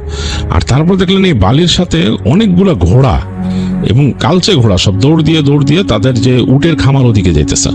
তো তিনি অবাক হয়ে গেলেন, আরে এই ঘোড়া কোত্থেকে আসছে, খামারে কই যেতেছে। তিনি চিন্তা করলেন এই রাত্রেবেলা তিনি আব্দুল মোতালেব সাহেবরে ডাকবেন কিনা চিন্তা করতেছেন। তারপর তিনি নিজেই চিন্তা করলেন আমি সামনে যাই, কি ব্যাপার। ওইসব মানে ভয় তার মাথার থেকে চলে গেছে, তার মাথায় আসছে যে ঘোড়াগুলো কোত্থেকে আসছে, অনেকগুলা ঘোড়া দৌড় দিয়ে তাদের এই যে উটের খামারে ওখানে ঢুকছে। তো তিনি দৌড় দিয়ে সামনে গেলেন, সামনে যেয়ে দেখলেন যে ঘোড়াগুলা ওই খামারের মধ্যে ঢুকে গেল, ওই দরজা ঠেলে, ওখানে তাদের যে খামারে দরজা ওটা ঠেলে ঢুকে গেল। তিনি বলে আরে এই দরজা কি কেউ লাগায় নাই, মানে ফেন্সের মধ্যে একটা দরজা থাকে, ওইটারে শিকল দিয়ে পেঁচায় দেয়। ও দেখলেন যে ওইটার মধ্যে ঢুকে গেল এই উটের খামারের মধ্যে। আশপাশ থেকে বাতাস বইতেছে, চরমভাবে বাতাস বইতেছে, মানে ধুলা উড়াই নিয়ে যাচ্ছে এক পাশে, আর এই যে ঝোপঝাড়গুলা এগুলা বাতাসে কাত হয়ে যেতেছে। তো এর মাঝে তিনি ঠিক মতো দেখতেও পারতেছেন না, তিনি বুঝলেন যে ঘোড়াগুলো এখানে ঢুকছে সবগুলা। তো তিনি কি মনে করে চিন্তা করলেন যে একবার দেখি, মানে এই ঘোড়াগুলা কিসের, ওখানে কোত্থেকে আসছে, কোন অন্য কোনো ফার্ম থেকে চলে আসছে নাকি ঘোড়ার ফার্ম আছে নাকি আশেপাশে। এই চিন্তা করে তিনি দৌড় দিয়ে গেলেন ফেন্সের কাছে, উটের ফার্মের ভেঞ্জের কাছে, যে তিনি দেখতেছেন উটগুলা শব্দ করতেছে কেমন জানি, এবং এক কোণার মধ্যে মনে হইতেছে কতগুলা ঘোড়া দাঁড়ায় আছে, এবং এগুলো কালো রঙের, এবং আকাশে বজ্রপাত চমকাইল, এবং আকাশের বজ্রপাতের যে নীল আলোয় সেদিন দেখতেছেন কালো কুচকুচে কতগুলো ঘোড়া দাঁড়ায় আছে উটগুলার আশেপাশে। উটগুলা এদিক ওদিক সরে গেছে এবং কেমন জানি একটা ডাকতেছে, মনে হচ্ছে ভেঙে চুরে চলে যাবে ওইখান থেকে। এর মধ্যে তিনি শব্দ পেলেন, একটা বাচ্চা শব্দ করে কাঁদতেছে জোরে জোরে। তিনি বললেন, আরে বাচ্চা শব্দ করে কাঁদতেছে মানে? তখন তিনি আরেকটু ভিতরে ঢুকলেন, 2 পা ঢুকে দেখতেছেন একটা বাচ্চা বসে আছে, তার গায়ের মধ্যে একটা আলখাল্লার মতো এরকম পরা, সে কাঁদতেছে মুখটা ঢেকে, খুব ভয় পেয়ে যেভাবে কাঁদে কোনো বাচ্চা সেরকম। তিনি অবাক হয়ে গেলেন যে এই বাচ্চা এখানে আসছে কেমনে, এই ঝড়ের মধ্যে এই বাচ্চা। তার মাথার মধ্যে আসলে সেন্সে আসছে যে কোনো একটা বাচ্চা হয়তো পথ হারায় এখানে আসছে, মানে কিশোর আর কি, ওখানে কাঁদতেছে ভয়ে। তো তিনি তাড়াতাড়ি সামনে গেছেন, যে তিনি ওই ভাঙা ভাঙা আরবিতে বলতেছেন, কি হয়েছে কি হয়েছে। তো বাচ্চাটা তার এই মানে কি হয়েছে শুনে মনে হলো যে সে আরো মানে হয়ে গেছে, বা আরো আবেগ আপ্লুত হয়েছে, সে আরো কাঁদতেছে, জোরে জোরে কাঁদতেছে। তো তিনি একদম কাছে চলে আসলেন, কাছে এসে বাচ্চাটার পিঠে হাত দিয়েছেন। তিনি পিঠে হাত দিয়ে বলতেছেন যে অসুবিধা নাই, আসো তোমাকে নিয়ে যাই, তুমি কোথায়, তুমি কি হারায় গেছো, এরকম বলতেছে, মানে যতটুকু তিনি পারেন ভাঙা ভাঙা আরবিতে। এই সময় দেখলেন যে বাচ্চাটা হঠাৎ করে মুখ তুললো। বাচ্চাটার মুখটা দেখে তিনি প্রচন্ড রকমের ভয় পেয়ে গেলেন। দেখলেন যে মানুষের মতোই চেহারা, কিন্তু চোখ দুটা জ্বলতেছে, চোখ দুটা জল জল করে জ্বলতেছে। তারপর ফিক করে হেসে দিল তাকে দেখে, ফিক করে হেসে সে আলখাল্লা ছেড়ে উঠে দাঁড়াইলো। তিনি দেখলেন তো বাচ্চা না, এটা লম্বা একটা মানুষ এরকম, এবং মানে মানে হাইট হবে 8 ফিটের উপরে, এরকম বড় একটা আলখাল্লা শরীর থেকে এরকম ঝুলতেছে, এবং তাকে দেখে এরকম হাসতেছে। তিনি তাকায় দেখলেন যে হাতের যে আঙুলগুলা এগুলো লম্বা লম্বা চোখা চোখা, এবং মুখ ভর্তি এরকম দাঁত, হা করছে যে মুখ ভর্তি দাঁত। তার দিকে তাকায় 2 হাত বাড়ায় প্রচন্ড একটা তীক্ষ্ণ চিৎকার করে উঠলো। আবু নাসের সাহেব ভয় একদম মানে একদম পিছায় গেছেন 2 পা। এর মধ্যে তিনি শুনলেন যে প্রচন্ড হাসির শব্দ, মানে কতগুলো কিশোরী হাসতেছে। তিনি ফট করে তাকায় দেখতেছেন ওই যে ঘোড়া দাঁড়ায়, দেখছিলেন যে ঘোড়া দাঁড়ায় আছে কতগুলো, সেই জায়গায় ওইরকমই আলখাল্লা পরা কতগুলো কিশোরী দাঁড়ায় হাসতেছে তাকে দেখে। এবং তাদের চেহারাগুলো তিনি বুঝতে পারতেছেন না, চোখগুলা বুঝতে পারতেছেন জল জল করতেছে। উটগুলা প্রচন্ড শব্দ করা শুরু করলো, প্রচন্ড ডাকা শুরু করলো। তিনি প্রচন্ড ভয়ে পড়িমড়ি করে উল্টা দিকে দৌড় দিলেন, মানে দৌড় দিয়েছেন তো তিনি পড়ে যেতে যেতে দৌড়াচ্ছেন। দৌড়াইতে দৌড়াইতে তিনি যে এসে দেখলেন যে তিনি যে খামারে ঢুকছেন এই দরজা কিন্তু খোলা ছিল না, লাগানো, শিকল মারা। তিনি কিভাবে ঢুকছেন সেটা তিনি জানেন না, এবং এরাও কিভাবে ঢুকছে তিনি জানেন না। তিনি লাফায় পড়লেন এই খামারের দরজার উপরে, মানে ফেন্সের মতো গেট, তো তিনি ওটার উপর দিয়ে মানে টপকায় বের হয়ে গেলেন। বের হয়ে যেয়ে তিনি দৌড়ান শুরু করলেন। এদিকে কিন্তু বজ্রপাত চমকাইতেছে আকাশে, বারবার আলোকিত হয়ে যাচ্ছে, চারপাশে ধুলা উঠতেছে। দৌড়াইতে দৌড়াইতে যে তিনি যে পড়লেন তার যে ট্রেলার হোম সেই দরজার উপরে, কোনো মতো খুলে ভিতরে ঢুকলেন। দেখলেন যে তখন আব্দুল মোতালেব এসে উঠে দাঁড়াইছে, দাঁড়ায় বলতেছেন যে আপনার শিক্ষা হবে না আবু নাসির, শিক্ষা হবে না আপনার। তখন বলতেছে যে তিনি বলছে আমাদের বাঁচান। বলে কি হয়েছে? বলে ওইখানে এরকম দেখছি। দেখবেনই তো আপনি, আপনার কতদিন মানা করছি যে আপনি উটের খামারে ওইখানে সাবধান, ওখানে যাবেন না। আর এখন যে ঝড় বৃষ্টি আসতেছে ওখানে খারাপ, আপনাকে বলছি না, আপনি বাইরে যাওয়া আবার শুরু করছেন। যাই হোক বকা দিল আব্দুল মোতালেব সাহেব, বকা দিলেন, দিয়ে বললেন যে আপনার জন্য তো আমরা বিপদে পড়বো এখানে, কি ডেকে আনতেছেন আপনি এখানে। তো বললো যে আপনারা যান তাড়াতাড়ি, আপনি নিজে যে অজু করেন, অজু করে নিজে শুয়ে পড়েন বিছনার মধ্যে। বলে আব্দুল মোতালেব সাহেব তাড়াতাড়ি দোয়া পড়তে পড়তে নিজের বিছনায় চলে গেলেন। আর আবু নাসের তাড়াতাড়ি যে ঢুকলেন বাথরুমে। তো বাথরুমে ঢুকে তিনি ওখানে তাদের ওখানে পানি তোলা থাকতো একটা ড্রামে আর কি। তো সেই ড্রাম থেকে পানি নিয়ে তিনি মুখ ধুইছেন। মুখ ধুয়ে তিনি জাস্ট বাথরুমে যাবেন আর কি, তাদের কমোডের দিকে যাবেন আর কি। এই সময় দেখে যে কমোডের পিছনে যে ভেন্টিলেটরটা আছে, ভেন্টিলেটরতে একটা লম্বা হাত ঢুকছে। হাতটা এত লম্বা যে ওই ভেন্টিলেটর থেকে একদম তার ওই কমোডের ওইখান পর্যন্ত চলে আসছে। তো তিনি ভয়ে প্রচন্ড একটা চিৎকার দিয়ে উনি জ্ঞান হারায় ফেলেন ওইখানে। তো তার যখন জ্ঞান ফিরে তখন তিনি দেখেন যে তিনি বিছনায় শুয়ে আছেন। আব্দুল মোতালেব সাহেব তার মুখের দিকে তাকায় আছেন, ঝুঁকে আছেন, পানি ছিটাইছেন তার মুখে এবং দোয়া পড়তেছেন। তখনও বলে ঠিক আছেন নাকি? তো তখন তিনি বলেন যে হ্যাঁ ঠিক আছি। তো বলে কি হয়েছে, বেউছিলেন কেন, কি দেখছেন? বলে যে এরকম বুঝছি, ভেজাল ভালোই নিয়ে আসছেন। তো যাই হোক ওই দিন ওনার সাথে ওই গভীর রাত, তখন রাতের বেলা ঝড় বৃষ্টি হয়। এবং ওনার পাশে আব্দুল মোতালেব সাহেব জেগেছিলেন, সারা দোয়া দরুদ পড়ছেন তিনি, একটা ওয়াজিফার বই ছিল ওইটা পড়ছেন। মানে আর উনি বুঝতে পারেন আবু নাসির সাহেব আসলে ভয়ে এমন হয়ে গেছিলেন যে অন্য একটা জগতে চলে গেছিলেন, তিনি বুঝতেই পারেন না আর কি ঘটতেছে। তিনি জাস্ট আবছা ভাবে তার শুধু মনে আছে যে আব্দুল মোতালেব সাহেব ওখানে বসে একটা ওয়াজিফা পড়তেছিলেন। তো পরদিন দিনের বেলা যখন দিন মানে সূর্য আলো ফুটে গেছে, তো উনি উঠতে তো পারেননি, ভোরের দিকে ঘুমায় গেছিলেন। তো উঠলো, উঠে তাকে বললেন যে নামাজ পড়ে নিতে, নামাজ পড়লেন। তারপরে আব্দুল মোতালেব সাহেব নিয়ে গেলেন, নিয়ে যে ওইখানে যে মিশরীয় লোক তার সাথে কথা বললেন। সে এসে এখানে পারফর্ম করলো, রুকাইয়া পারফর্ম করলো। তিনি নাকি আবার এসব ব্যাপারে ভালো জানেন। রুকাইয়া পারফর্ম করলো এবং তাদের এলাকাটা মোটামুটি টেম্পোরারিলি বন্ধ করলো, এবং এই যে তাদের যে ঘর বাড়ি এই অঞ্চলটা, এবং পরবর্তীতে বলছে যে তাদের যে কফিলকে বলবে এই জায়গাটা আরো ভালোভাবে সিকিউর করে দিতে।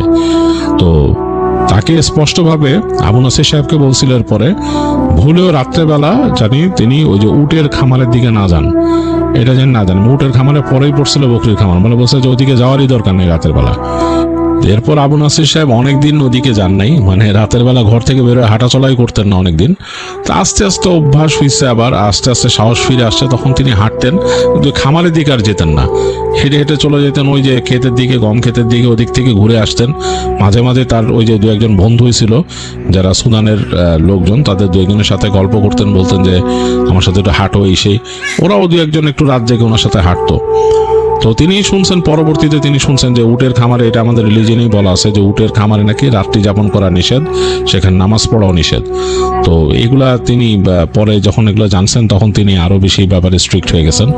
আর এগুলা টুকিটাকি ব্যাপার স্যাপার তো মানে ওখানে যেহেতু ওই এলাকার মানুষজন অনেক কিছু এক্সপিরিয়েন্স করছে, তারা তো তাকে বলছেই। তো সব ঘটনা তো এখন বলা যাবে না, ওনার নিজের এক্সপিরিয়েন্স করে যে ঘটনাটা সেটা বললেন। তো এরকম আরেক ঘটনা আরেকজন ভাই বলছে, সেটাও একটা ছোট ঘটনা, সেটাও আপনাদের সাথে শেয়ার করে ফেলি এই সুযোগে। এই এক্সপিরিয়েন্সটি আমাদের সাথে শেয়ার করেছেন মোহাম্মদ তারেক হোসেন। তিনি লক্ষ্মীপুরের মানুষ, বর্তমান আছেন কুয়েতে। তো কুয়েতে তিনি মরুভূমিতে একটি ফার্মে জব করেন। তিনি লিখেছেন জাকার হয়তো এটাকে বলে, আই ডোন্ট নো। তো যাই হোক, সেই ফার্মে জব করেন। সেটা মূলত হচ্ছে বকরির ফার্ম আর কি, ওখানে বকরি পালন করা হয়। তো সেই ফার্মের মাঝে তার যে ওনার, ওই ফার্মের যে মালিক, তিনি কিছু মোরগ মুরগিও পালেন। তো সেটা শখে পালেন, 30-40টা মোরগ মুরগি হবে সেখানে থাকে। তো সেটাও দেখতে বলছে তাকে। তো তারেক হোসেন সাহেব কিন্তু একাই থাকেন রাতের বেলা সেখানে, আর কেউ থাকেন না। তো রিসেন্টলি যেটা হয়, মানে বেশ কিছুদিন ধরে হঠাৎ করে রাতের বেলা তিনি উদ্ভট একটা শব্দ পান। মনে হয় কেমন জানি একটা মানে গড়গড় একটা শব্দ আসতে থাকে চারপাশ থেকে। তিনি প্রথম ভেবেছিলেন যে মরুভূমির কুকুর কিনা, কারণ এরকম ফার্মগুলোর আশপাশে অনেক সময় মরুভূমির কুকুর আসা যাওয়া করে। তো তিনি এটা চিন্তা করে তিনি মানে একটু শব্দ করছিলেন, তাকায় দেখতেছিলেন যে ঘটনাটা কি, মানে কিছু নাকি। এবং তাদের ফার্মের নিজস্ব একটা কুকুর আছে যেটা বাঁধা থাকে। তো সেটা নাকি খুব জোরে জোরে ডাকা শুরু করে, তখন খুব জোরে জোরে ডাকতেছে, শব্দ করতেছে।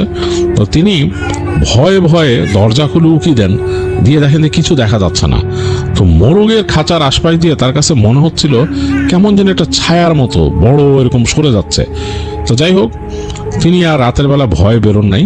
তো এরকম তিনি পরে যখন বের হয়ে গিয়ে সকালবেলা দেখেন যে মোরগের খাঁচা ইনট্যাক আছে, ওইটার মধ্যে দরজার মধ্যে এরকম ছোট্টভাবে তালা দিয়ে আটকায় দেওয়া হয় রাতের বেলা। তো সেটা ঠিক আছে, তার যে নেটের দরজা সেটাও ঠিক আছে। কিন্তু তিনি খুলে দেখতে পান যে মোরগের মানে কয়েকটা মোরগের মাথা নাই, পড়ে আছে শরীরটা।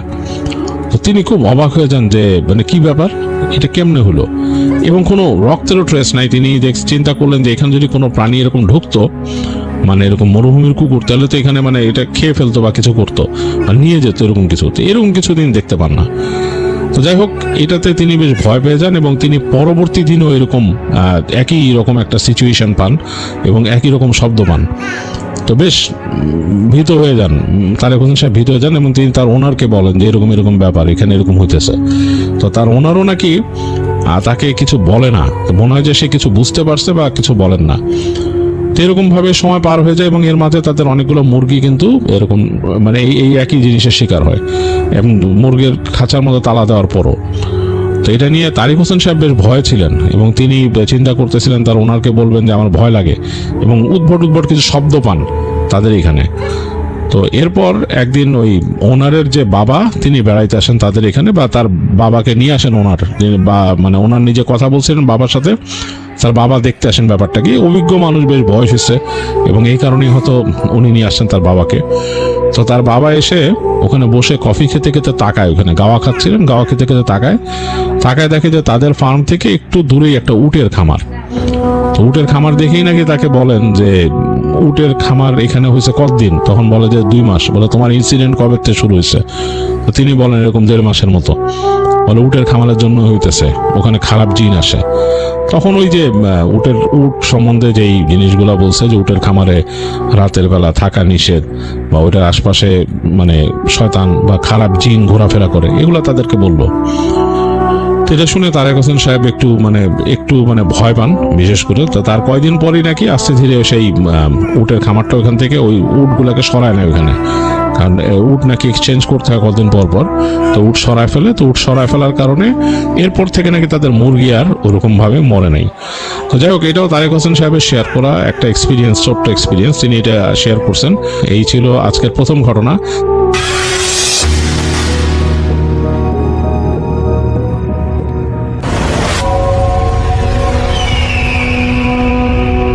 ঘটনাটি আমাদের পাঠিয়েছেন মুনতাহা নামের একজন, যিনি এখন বর্তমানে পেশায় একজন ডাক্তার। তার 2 জন ছেলে মেয়ে রয়েছে। তিনি সবার কাছে প্রথমেই তার স্বামী সন্তানদের জন্য দোয়া ও ভালোবাসা চেয়েছেন। গল্পটি আমরা মুনতাহার মতন করেই বলে যাচ্ছি। আমার বয়স বর্তমানে 29 বছর। তখন আমার বয়স কত হবে? 14 কি 15। আমার 3 ফুপু এবং 3 চাচা। হঠাৎ করেই আমার বাবা মারা যায়। বাবার মৃত্যুটাও একটু অন্যরকম ছিল। একজন সুস্থ মানুষ মৃত্যুর প্রায় 6 মাস আগ থেকেই কেমন যেন না খেয়ে শুকিয়ে যাচ্ছিল, আর কোনো কারণ ছাড়াই খুব রেগে যেত। কারণে অকারণে যে মানুষটা কোনোদিন বাসায় কারো সাথে জোরে কথা পর্যন্ত বলেনি, সে হঠাৎ করেই বাসার সবকিছু ভাঙচুর করা শুরু করলো। একটু রাগ হলেও হাতের কাছে যা পায় তাই ছুঁড়ে মারে, যেটা খুবই অস্বাভাবিক ছিল। বলে রাখি, আমরা 4 বোন, কোনো ভাই নেই আমাদের। বাবা আমাদের মাথায় করে বড় করেছেন, কখনো দুঃখ প্রকাশ করেনি তার একটি ছেলে নেই বলে। আর এটাই হয়তো আমাদের জীবনের সব থেকে বড় কাল ছিল, কারণ আমাদের ভাই ছিল না। আমার বাবার মৃত্যু অনেকের জন্য বেশ লাভজনক ছিল। আমার দাদার একজন ভাই ছিল, তাদের বাবা এক কিন্তু মা ভিন্ন। ছোট থেকে আমার দাদি তাকে পেলে পুষে বড় করেছেন, কারণ সে আমার বড় চাচার বয়সী। কিন্তু যতই আপনি দুধ কলা দিয়ে কালসাপ পোষেন না কেন, সে দিন শেষে আপনাকে শেষ করবে। যাই হোক, আমার বাবা ছিলেন খুবই ক্ষমতাবান একজন মানুষ। না, এই ক্ষমতা শুধু টাকার সম্পদে সীমাবদ্ধ ছিল না। তিনি এমন এক চেহারা আর শারীরিকভাবে দেখতে ছিলেন, সবাই তাকে মান্য করতে বাধ্য হতো। সবাই তাকেই যথেষ্ট ভয়ের সাথে সম্মান করত। মানে সে একাই আমাদের পুরো পরিবারের ঢাল হয়ে থাকতেন সব সময়। আর আমার চাচা ফুপুরা এই জন্য সবসময় সব বিষয়ে টেনশন মুক্ত থাকতেন, কারণ বাবা তার ভাই বোনদের প্রচন্ড ভালোবাসতেন। তাদের উপর সে কোনোদিন একটু বাতাসও লাগতে দেয়নি। যাই হোক, তো বাবার এমন হঠাৎ পরিবর্তনে আমরা আমাদের মা খুবই হতভম্ব হয়ে পড়ি। আসলে এই সব কিছু হচ্ছে, তার শরীরে এত অসুবিধা হঠাৎ করেই কেন দেখা দিল? তারপরেও এই সব কিছুই আমরা বুঝতে পারছিলাম না, কারণ এসব আমাদের জন্য খুব নতুন এবং একদম অজানা একটি বিষয়। সব থেকে বড় বিষয়, তখন এই ব্যাপারটার ভয়াবহতা বা এটা যে সত্যি হতে পারে সে সম্পর্কে আমাদের কোনো ধরনের কোনো আইডিয়া ছিল না। যাই হোক, বাবা কিছুই খেতে পারতেন না, তার মুখে নাকি কোনো রুচি ছিল না। আমার এক ডাক্তার খালা তখন বলল, ডক্টর দেখাতে কোনো প্রবলেম হলো কিনা, কেন মুখে রুচি নেই? এই কথা শুনে হঠাৎ বাবার সে কি রাগ, রিমোট ছুঁড়ে মারলো টিভির ওপর। 2 জন মিলে তাকে ঠান্ডা করতে পারছেন না। কি আশ্চর্য ঘটনা, শুধুমাত্র একটা ডাক্তার দেখাবে সেই জন্য সে এমন আচরণ করেছেন কেন? খুব অবাক হচ্ছে সবাই। দিনে দিনে এসব খুব বেড়ে গেল। সেদিনের পর মাতাকে খুব বুঝিয়ে সুঝিয়ে ডাক্তার দেখালেন। ডাক্তার বললেন, ডায়াবেটিস আর প্রেশার একটু হাই ছাড়া সব নর্মাল। এর সাথে মুখের খাবারের রুচির কোনো সম্পর্ক তো নেই। কিন্তু হঠাৎ করেই তার চোখের খুব সমস্যা দেখা দিল। তার রেটিনার ভিতরের কোনো একটা বড় সমস্যা পাওয়া গেল। কিন্তু এটা খুব স্ট্রেস বিষয় ছিল, কারণ বাবা প্রায় 3-4 মাস পর পর ইন্ডিয়া গিয়ে চেক আপ করিয়ে আসতো। তার ডায়াবেটিস ছাড়া আর কোনো সমস্যাই ছিল না। মাঝে মাঝে প্রেশার একটু বেড়ে যেত। যাই হোক, এরপর এমন অবস্থা হলো, বাবা সারাদিন বাড়িতে থাকা শুরু করলো। টোটালি বাসার বাইরে যাওয়া বন্ধ করে দিল। মানুষটা সকাল 11টায় বের হয়ে রাত 12টায় বাড়িতে ফিরত, কারণ সে খুব আড্ডাবাজ মানুষ ছিলেন আর পরোপকারী। মানুষের বিপদে নিজ থেকে এগিয়ে গিয়ে নিজের পকেটের টাকা খরচ করে আসতেন। সেই মানুষটা কিভাবে বাসায় থাকতো আমরা কেউই বুঝতে পারছিলাম পারছিলাম না। সারাক্ষণ শুধু বাড়ির ভিতরে হাঁটাচলা করে আর বলে তার শরীরের ভিতরে কেমন যেন জ্বলে, আর অনেক গরমে শরীর কেমন একটা ফুলে ওঠে সেভাবে করে। মোট কথা তার শরীরের মধ্যে একটা অশান্তি আর কেমন একটা অস্বস্তি, আর সারাক্ষণ বিড়বিড় করে আর পারলে সবাইকে গালি দেয়। আমাদের হঠাৎ একটা ভয় লাগা শুরু হলো, বাবা কি পাগল হয়ে যাচ্ছে? এটা কিভাবে সম্ভব? মা সারাদিন কান্না করে। আমাদের ফ্যামিলি ব্যাকগ্রাউন্ড খুব হাই, নানা বাড়ি দাদা বাড়ি দুইটাই। কোনোদিন গালি ঝগড়া এসব দেখে আমরা অভ্যস্ত নেই। ইভেন আশেপাশে কেউ যদি কখনো ঝগড়া বাজাতো, বাবার কঠিন নির্দেশ তার মেয়েদের মনে যেন একটা গালি বা ঝগড়া না আসে। যাই হোক, বাবার এমন আচরণে সবার ভিতরে একটা সন্দেহ জাগানো শুরু করলো। মা তার এক পরিচিত মানুষকে যখন আব্বুর এই কথা শেয়ার করলেন, তখন তিনি বললেন তার এক পরিচিত হুজুর আছে। অনেক কিছুই তো দেখালো, একজন হুজুর দেখাক এবার। আমাদের ফ্যামিলির সবাই ইসলামিক মাইন্ডের। আমরা তাবিজ কবজ যে হারাম সেই ব্যাপারটা খুব ভালোভাবে জানি, তাই আগেই বলে রেখেছি তাবিজ দিতে পারবো না। যদি পানি পড়া বা দোয়া কালাম হয় তাহলে সেটা পারবো। পরের দিন এক হুজুর আসলো আমাদের বাসায়, আব্বু কিছুতেই সেটা চাইছিল না। পরে আম্মুর কথায় আসলো। হুজুর অনেকক্ষণ বাবাকে দেখলো, প্রথমে কোনো প্রশ্ন করেনি, পরে বাবাকে কতগুলো প্রশ্ন করলো। বাবা উত্তর দিল, বলল আপনি ভিতরে যান। এরপর যেটা বলল সেটা হয়তো আমার জীবনে শোনা সব থেকে ভয়ঙ্কর এবং অলৌকিক কথা ছিল। বাবাকে অনেক বড় কুফরি করা হয়েছে, যেটাকে বলে বানমারা। তাকে নাকি পাগল করে রাস্তায় নামাবে। এই কথা শোনার পর মা সারাক্ষণ শুধু কান্না করে। বাবাকে এটা বলার সাহস কারো হয়নি, কারণ দেখা যাবে বাবা ওই হুজুরকে ধরে বেঁধে রাখবে। এরপর হুজুর কি পানি পড়াও কবজ দিল, যেটা ভিজিয়ে পানি খেতে হবে। কিছু আমল শেখালো আর বলল যেন এক ওয়াক্তের নামাজও বাদ না যায়। কিন্তু বাবা সারাক্ষণ অস্থির, সে নামাজ পড়েন, কারো কোনো কথাও শোনেননি। তাকে কেউ কিছু বলতেও ভয় পায়। শুধু হুজুর একটা কথাই বলেছে, আপনারা এত দেরি কেন করলেন? এটা তো অনেক দিন ধরে হয়েছে। বাবার শরীর আরো খারাপ হয়ে যাওয়া শুরু করলো, অনেক শুকিয়ে গিয়েছে। সারাক্ষণ হড়বড় করে কথা বলে, আমাদেরও বেশি একটা আদর করে না। সারাক্ষণ শুধু বলে সে আর বেশি দিন নাই। একদিন আমার এক নিকট আত্মীয় এসে বলল, আমি আজ এক হুজুরের কাছে গিয়ে তার এই কথাগুলো বলেছি। সে বলেছে সমস্যা নেই, সে আজকের পর একদম ঠান্ডা হয়ে যাবে। পরের দিন সকালে 10টা বাজে, তখন হঠাৎ দেখলাম বাবা কেমন যেন করছে ঘুমের মধ্যে। মাকে ডাকলাম, মা দেখো তো। মা রান্নাঘরে ছিল। মা এসে বাবাকে ডাকে, কিন্তু বাবা কেমন যেন একটা ছটফট করছে, কিছুই বলতে পারছে না। সবাই বুঝতে পারলো বাবার বুঝি কোনো একটা অসুবিধা হচ্ছে, আমাদের এক্ষুনি হাসপাতালে যেতে হবে। একটু পরে বাবা থেমে গেল, অ্যাম্বুলেন্স চলে আসলো, বাবাকে নিয়ে গেল হাসপাতাল। আমাদের বাসা থেকে হাসপাতালের দূরত্ব 10 মিনিট হবে না। 5 মিনিট পরেই আমার এক আত্মীয় আরেকজনকে ফোন দিয়েছে। আমি রেডি হচ্ছিলাম হাসপাতালে যাব, তাই আমি শুনতে গেলাম কি বলবে, কিছু রেখে গেল কিনা। আমাদের কমপক্ষে কয়েকটা দিন তো হাসপাতালে থাকতে হবে। হঠাৎ শুনলাম আব্বু নেই। মানে কিভাবে সম্ভব? কি নেই? কে নেই? এক পলকে মানুষ কিভাবে চলে যায়? আমার কাছে মৃত্যু একটা নতুন জিনিস ছিল। বাবা এখানেই ছিল, এখানে বসেই সে মারা গিয়েছে, কিন্তু আমরা এসব আগে দেখিনি।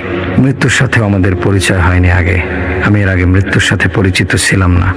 আমি জানি না কিভাবে কি হয়েছে, কিন্তু বিষয়টা কতটা অস্বাভাবিক সেটা হয়তো আমি ভাষা দিয়ে বোঝাতে পারছি না। এরপর তার দাফন কাফন সম্পন্ন হলো। কয়েকদিন পর তার বিছানা ঘোচাচ্ছিলাম, তার মাথার বালিশ, কোল বালিশ সবগুলোই কেমন যেন শক্ত শক্ত বাজছিল। ভাবলাম কি এমন? খুলে দেখলাম 2টা তাবিজ। মাথা কাজ করছিল না। তার রুমের দিকে বাইরে একটা দরজা ছিল, যেটা শুধু সে নিজে ইউজ করতো। সে সোজাসুজি একটা কলা গাছ, সে গাছে একটা তাবিজ পাওয়া গেল।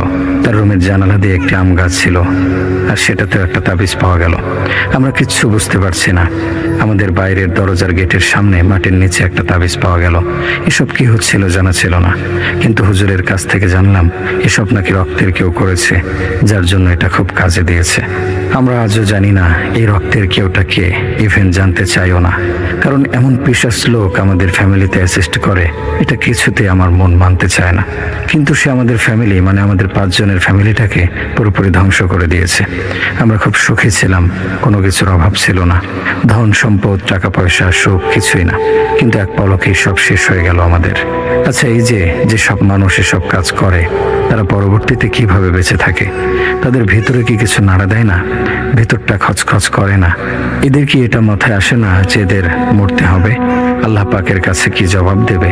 কিসের লোভ, কিসের আশা এসব করছে সে?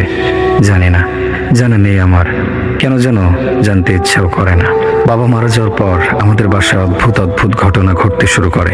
রাতে দিনে হঠাৎ করে কলিং বেল চাপ দিয়ে চলে যেত কে বা কারা জানতাম না।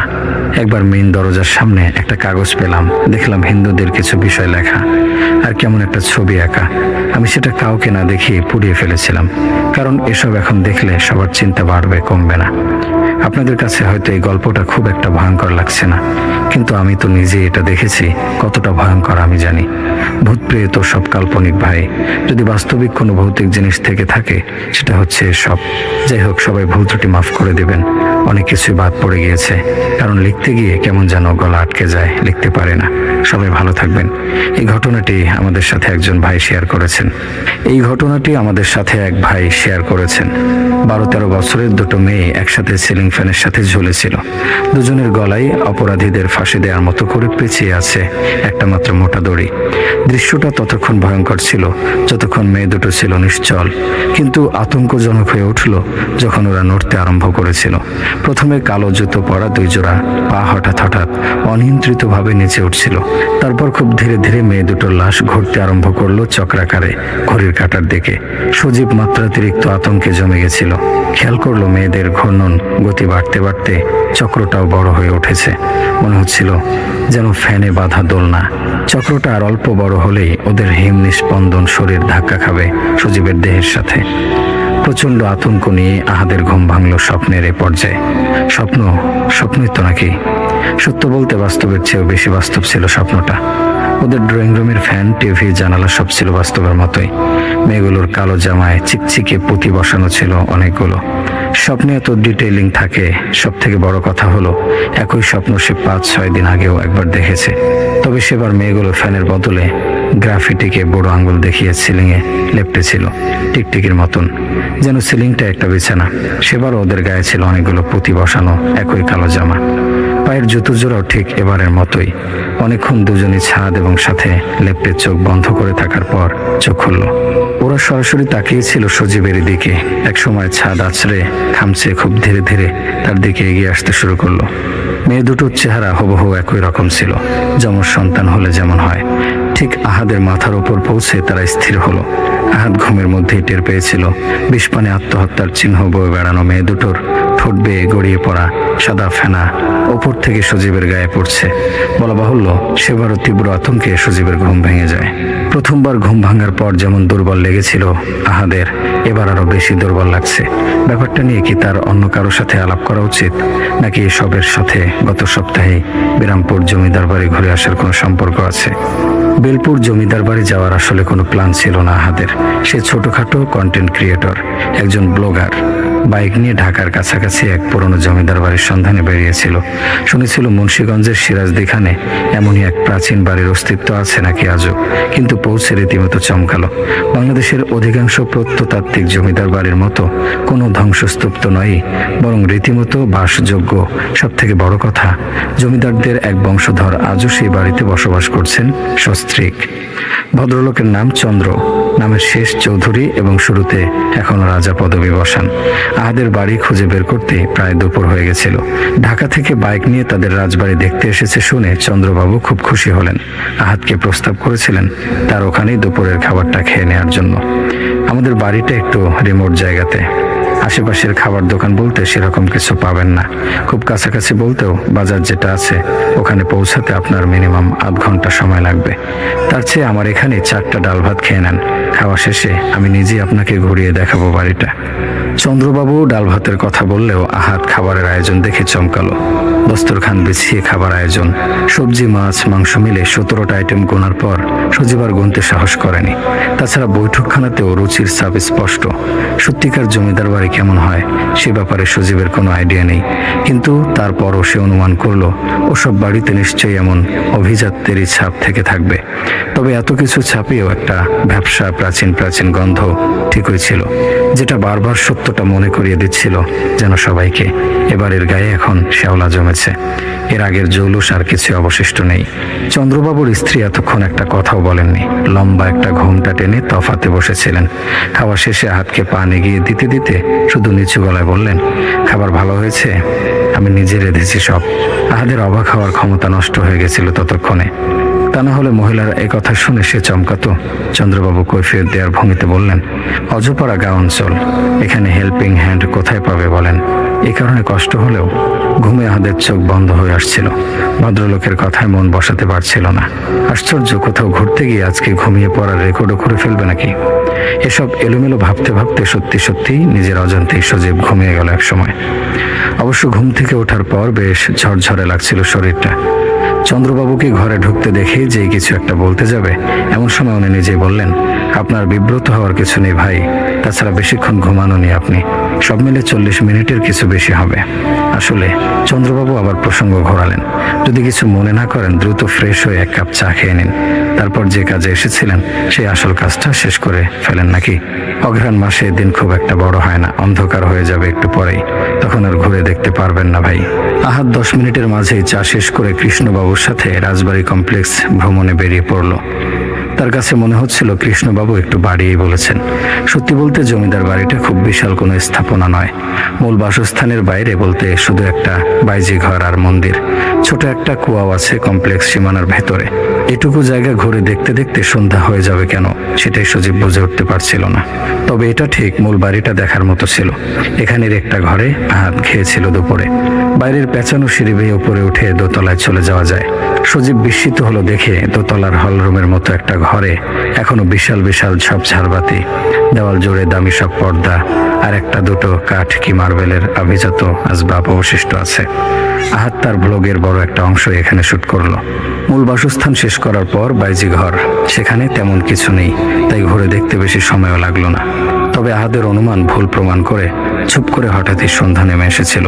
ওরা যখন কুয়া দেখতে যাচ্ছিল ততক্ষণে সূর্য ডুবে গেছিল পশ্চিমে। কুয়ার কাছটা এসে কেন জানি আহাদের বুক ধক করে উঠেছিল। মনে হচ্ছিল এর ভেতরে বুঝি ভয়ঙ্কর একটা কিছু আছে, অথচ কুয়াটা ছিল নিতান্তই শ্রীহীন, ভেতরে অনিঃশেষ অন্ধকার। চন্দ্রবাবু জানালেন, মন্দিরের যাবতীয় কাজে এ কুয়ার পানি ব্যবহৃত হতো একসময়, বর্তমানে যা পরিত্যক্ত। সবশেষে তাড়াহুড়ো করে চন্দ্রবাবু আহাদকে মন্দির দেখাতে নিয়ে গেলেন। ওটাও এরই মধ্যে ভগ্ন স্তূপে পরিণত হয়েছে, ভেতরটা কুয়ার মতোই অন্ধকার। আহাদ জানতে চেয়েছিল এটা কার মন্দির, কিন্তু কৃষ্ণবাবু কোনো জবাব দিলেন না। সজীব অন্ধকারে চোখ সয়ে আসার পর আফসা আফসা দেখল অল্প দূরে দুটো মূর্তির অবয়ব বোঝা যাচ্ছে। রাধা কৃষ্ণ নাকি কৃষ্ণবাবুও মূর্তি হয়ে গেছেন যেন। আহাদের দিকে পেছন ফিরে দাঁড়িয়ে আছে রামকৃষ্ণর দেখেছে। কুয়ার সেই অনুভূতিটা আবারও ফিরে এলো হঠাৎ। এবার আহাদ এক ঝটকায় মন্দির থেকে বাইরে বেরিয়ে এলো দ্রুত। কেমন একটা ঘোর ঘোর যেন লাগছিল তার। মনের ভেতর কে যেন একটা সতর্ক করছিল, পেছনে তাকাস না, বাঁচতে চাইলে পালা এখান থেকে। কিন্তু আহাদ পেছনে তাকিয়েছিল, দেখলো চন্দ্রবাবু খুব স্বাভাবিকভাবেই বেরিয়ে এসে মন্দিরের দরজায় তালা লাগাচ্ছেন। আহাদকে দেখে একটু হেসে বললেন, ঢুকেছিলাম যেহেতু প্রণামটা করে এলাম। কোথায় যেন একটা সুর কেটে গেছিল। চন্দ্রবাবু আর 1 কাপ চা খেয়ে যাওয়ার জন্য খুব জোরাজোরি করলেন, কিন্তু আহাদ একরকম অভদ্রের মতোই ও বাড়ি থেকে বেরিয়ে এসেছিল। তারপর বড় কোনো ঘটনা বা দুর্ঘটনা ছাড়াই ঢাকায় ফিরে সে ব্যস্ত হয়ে পড়ে খুব। বেশ কিছু পরীক্ষা ছিল পরপর, ওগুলো গুছিয়ে উঠতে না উঠতেই এসব অতিবাস্তব স্বপ্নের যন্ত্রণা। তাছাড়া স্বপ্নগুলো দেখার পর থেকেই বোধহয় সজীবের শরীরটা দুর্বল লাগে আজকাল অত্যাধিক। সব মিলে বেলপুর জমিদার বাড়ির ভ্লগটা নিয়ে বসার আর সময় পায়নি। অবশ্য আহাদের ক্ষেত্রে প্রায় এমন হয়, ভিডিও করে আনা আর এডিট করে ইউটিউবে আপ দেওয়ার মধ্যে অনেক সময় 3-4 মাসেরও ব্যবধান থাকে। তবে বেলপুরের ক্লিপগুলো এডিট করতে গিয়ে মাথায় বাজ পড়ার মতো অবস্থা হয়েছিল। ডিভাইস ঘেটে দেখলো সেখানে ওই জমিদার বাড়ির ভিডিও তো দূরের কথা, একটা স্টিল ছবিও নেই। অথচ সেদিন মুন্সিগঞ্জ যাওয়ার পথের ক্লিপ, মাঝে 3-4 বার চায়ের দোকানে থামা, এমনকি সিরাজদি খান বাজারের বেশ কিছু ছবিও আছে। শুধু নেই বিরামপুর জমিদার বাড়ি। আশ্চর্য, এটা তো কোনোভাবেই হওয়ার কথা নয়। তাহলে কি আহাদ নিজেই মনের ভুলে ক্লিপগুলো মুছে দিয়েছে? না, হিসাব মিলছে না। হিসাব জটিল থেকে জটিলতর হচ্ছে দিনকে দিন। আহাদের একটা ভালো গুণ আছে যেটা আধুনিক যুগের অনেক ছেলে মেয়েরই থাকে না, আর তা হলো কোনো একটা জিনিসের পেছনে লেগে থাকা। এই কারণেই তৎক্ষণাৎ সে ডিসিশন নিল আবার বেলপুর যাবে। ঝড়ের মতো বাইক ছুটিয়ে 2 ঘন্টার ভেতরেই সিরাজদি খান বাজারে পৌঁছে গেছিল। আজও দুপুর প্রায় পার হয়ে গিয়েছে। তবে গত দিনের মতো এবার আর অন্ধের মতো বাইক ছোটালো না বেলপুরের দিকে। সিরাজদি খানই চায়ের দোকান, পুরীর দোকান আর অটোওয়ালাদের কাছ থেকে জমিদার বাড়ি আর চন্দ্রবাবুর ব্যাপারে একটু খোঁজ খবর নেওয়া শুরু করলো। অবশ্য যে উত্তর পেল তাতে বিভ্রান্তি বাড়লই। সকলে এক বাক্যে জানালো আহাতকে কোথাও একটা কিছু ভুল হয়েছে। বেলপুরের জমিদার বাড়ি ছিল ঠিকই, কিন্তু আজ আর সেখানে কয়েকটা ইটের স্তূপ ছাড়া বিশেষ কিছু অবশিষ্ট নেই। মাথা গোজার মতো ভগ্নপ্রায় একটা ছোট্ট ঘর, বাইজি ঘরটা অথবা মন্দির আছে, তবে সেটাও যে কোনো মুহূর্তে ভেঙে পড়ে যাবে। আর চন্দ্রবাবু নামে নাকি ওখানে কেউ থাকে না, থাকে আধা পাগল কেরামত হোসেন আর তার বউ। সম্ভবত কেরামতকে আহাদ চন্দ্রবাবু নামে কাল্পনিক কারোর সাথে মিলিয়ে ফেলছে। আহাদ স্তব্ধ হয়ে দাঁড়িয়ে রইল। তার কাছে কোনো প্রমাণও নেই যে স্থানীয়দের সাথে তর্ক করবে, তবে ঢাকা ফিরে যাওয়ার আগে সেই নিয়ামতের সাথে একবার দেখা করে আসতে চাইল। এমনিতে ওদিককার লোকজন খুব আন্তরিক। বাজারে বাইকটাকে রেখে সজীব একটা অটো নিয়ে ছুটল বিরামপুরের দিকে। বিকেল তখন ফুরিয়ে আসছে প্রায়। দিনের আকাশেই উঠে এসেছে দীপ্তিহীন এক চাঁদ। এবার আর আহাদ কোনো ভুল করলো না। যেখানেই গেল অটোওয়ালাকে সাথে রাখলো তার। কেরামতের দু একটা ছবি আর ক্লিপ নিল। ওখানে দাঁড়িয়ে ডাটা চালিয়ে ভিডিও আর ছবিগুলো আপ দিয়ে দিল ক্লাউডে। যেন লোকাল মেমোরিতে কোনো কারণে মুছে গেল ক্লাউডে ঠিকই রয়ে যায়। কিন্তু কেরামত লোকটা খুবই বদমেজাজি আর তিরিক্ষে ধাঁচের ছিল। স্থানীয় লোকজন ঠিকই বলেছিল তাহলে এই সম্ভবত এক অভাবী পাগলই বটে। ফেরত আসার আগে শুধু একবারের মতো মন্দিরটা বাইজি বাড়িটা ধসে গেছিল ঘুরে দেখতে চাইল। নিয়ামত গাইগুই করছিল, কিন্তু আহাত না দেখার ভান করে অটোওয়ালাকে নিয়েই সামনে এগিয়ে গেল। দূরে বড় করে ঘোমটা দেয়া দাঁড়িয়েছিল একজন, সম্ভবত কেরামতের অভাবে বউটাই হবে। আহাত এক ঝলক মহিলাকে দেখেই মন্দিরের ভেতর ঢুকে গেছিল টর্চ নিয়ে। শুধুমাত্র এই একটা জায়গায় আহাদের দেখে যাওয়া আগের মতো ছিল। টর্চের আলোয় চোখ অভ্যস্ত হয়ে আসার পর সেই যুগল মূর্তিটাকেও দেখলো, তবে রাধাকৃষ্ণের মূর্তি ছিল না ওটা, বরং অপরিচিত এক ধরনের মাছ কিংবা জন্তু কিংবা মানুষ, অথবা এই তিনটাই কুৎসিত মিশ্রণ। একটা কিছু আরেকটাকে জড়িয়ে ধরে দাঁড়িয়েছিল পাশাপাশি। দুটো মূর্তি হুবহু একই রকম দেখতে। সজীব একটা ছবি তুলে নিল জিনিসটার। ওদিকে পাশ থেকে অটোওয়ালা তাড়া দিচ্ছিল খানিক পরপর। আহাদ নিজে অবশ্য বেশিক্ষণ আর মন্দিরে থাকতে চাইছিল না। তাছাড়া সূর্য ডুবে গেছে ততক্ষণে। আর এই জায়গার সাথে জড়িয়ে থাকা এক অদ্ভুত ভুতুরে স্মৃতি তো তার আছেই। সব মিলে সেও চাইছিল এখান থেকে যত দ্রুত সম্ভব বেরিয়ে যেতে। আহাদ ওই মূর্তি দুটোর ইমেজ চার্জ দিতে দিতে বাইরে বেরিয়ে এলো। সেদিন সিরাজদি খান বাজার ফিরতে ফিরতে আহাদ একটা কথাই শুধু ভাবছিল। ডিভাইস থেকে ভিডিও ক্লিপ কিংবা ছবি মুছে গেলেও মাত্র কয়েক মাসের ব্যবধানে এত ব্যাপক এক জমিদার বাড়ি কমপ্লেক্স কোথায় মিলিয়ে যাবে। আজ তো সে নিজ চোখে দেখে এসেছে। সত্যি সেখানে কয়েকটা ইটের স্তূপ, ভাঙাচোরা দেয়াল আর একটা নরবরে মাথা গোজার ঠাঁই বাদে তেমন কিছু অবশিষ্ট নেই।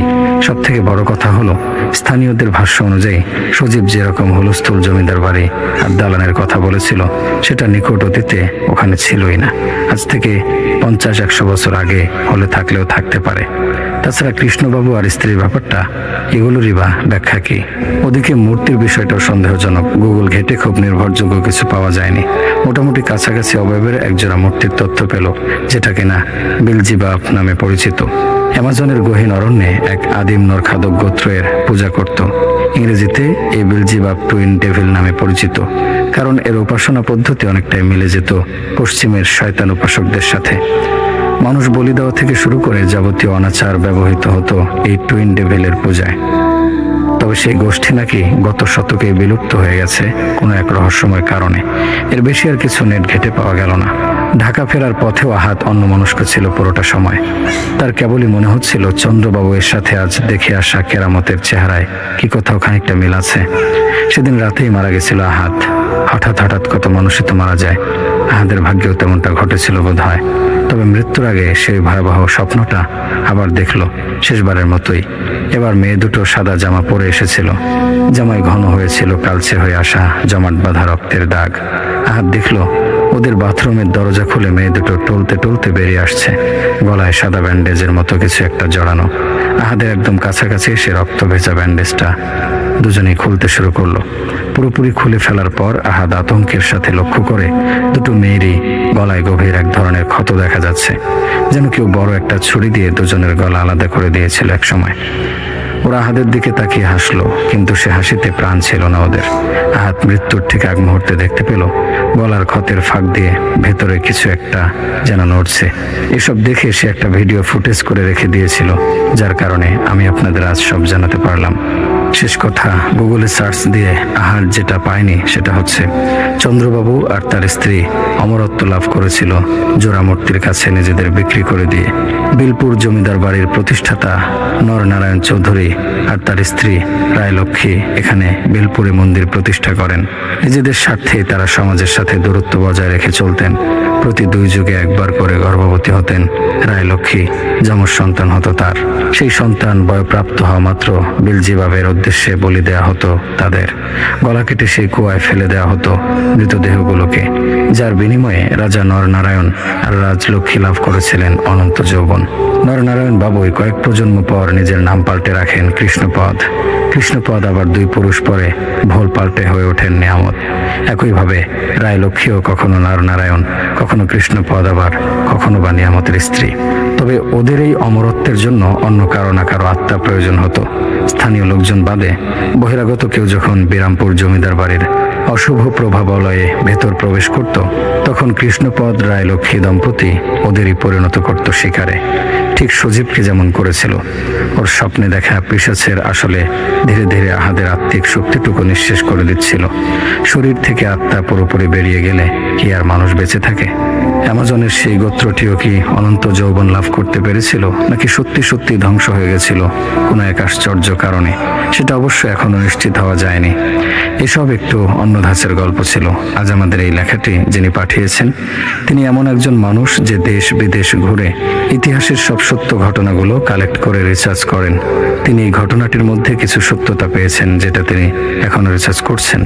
আপনারা জানাবেন এই ধরনের ঘটনা আপনাদের কেমন লাগলো।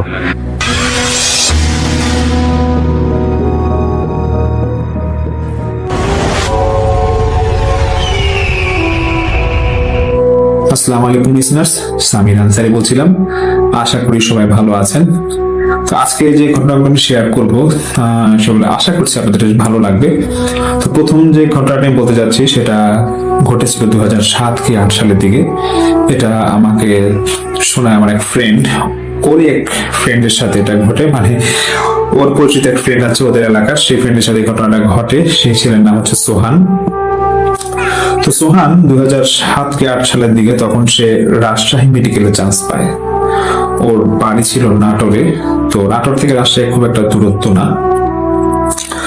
তো সোহান যখন রাজশাহী মেডিকেলে চান্স পায়, বাবা মা ওকে ভর্তি করাতে নিয়ে আসে মেডিকেল কলেজে, এবং প্রথম পর্যায়ে সে হলে কোনো সিট পাচ্ছিল না।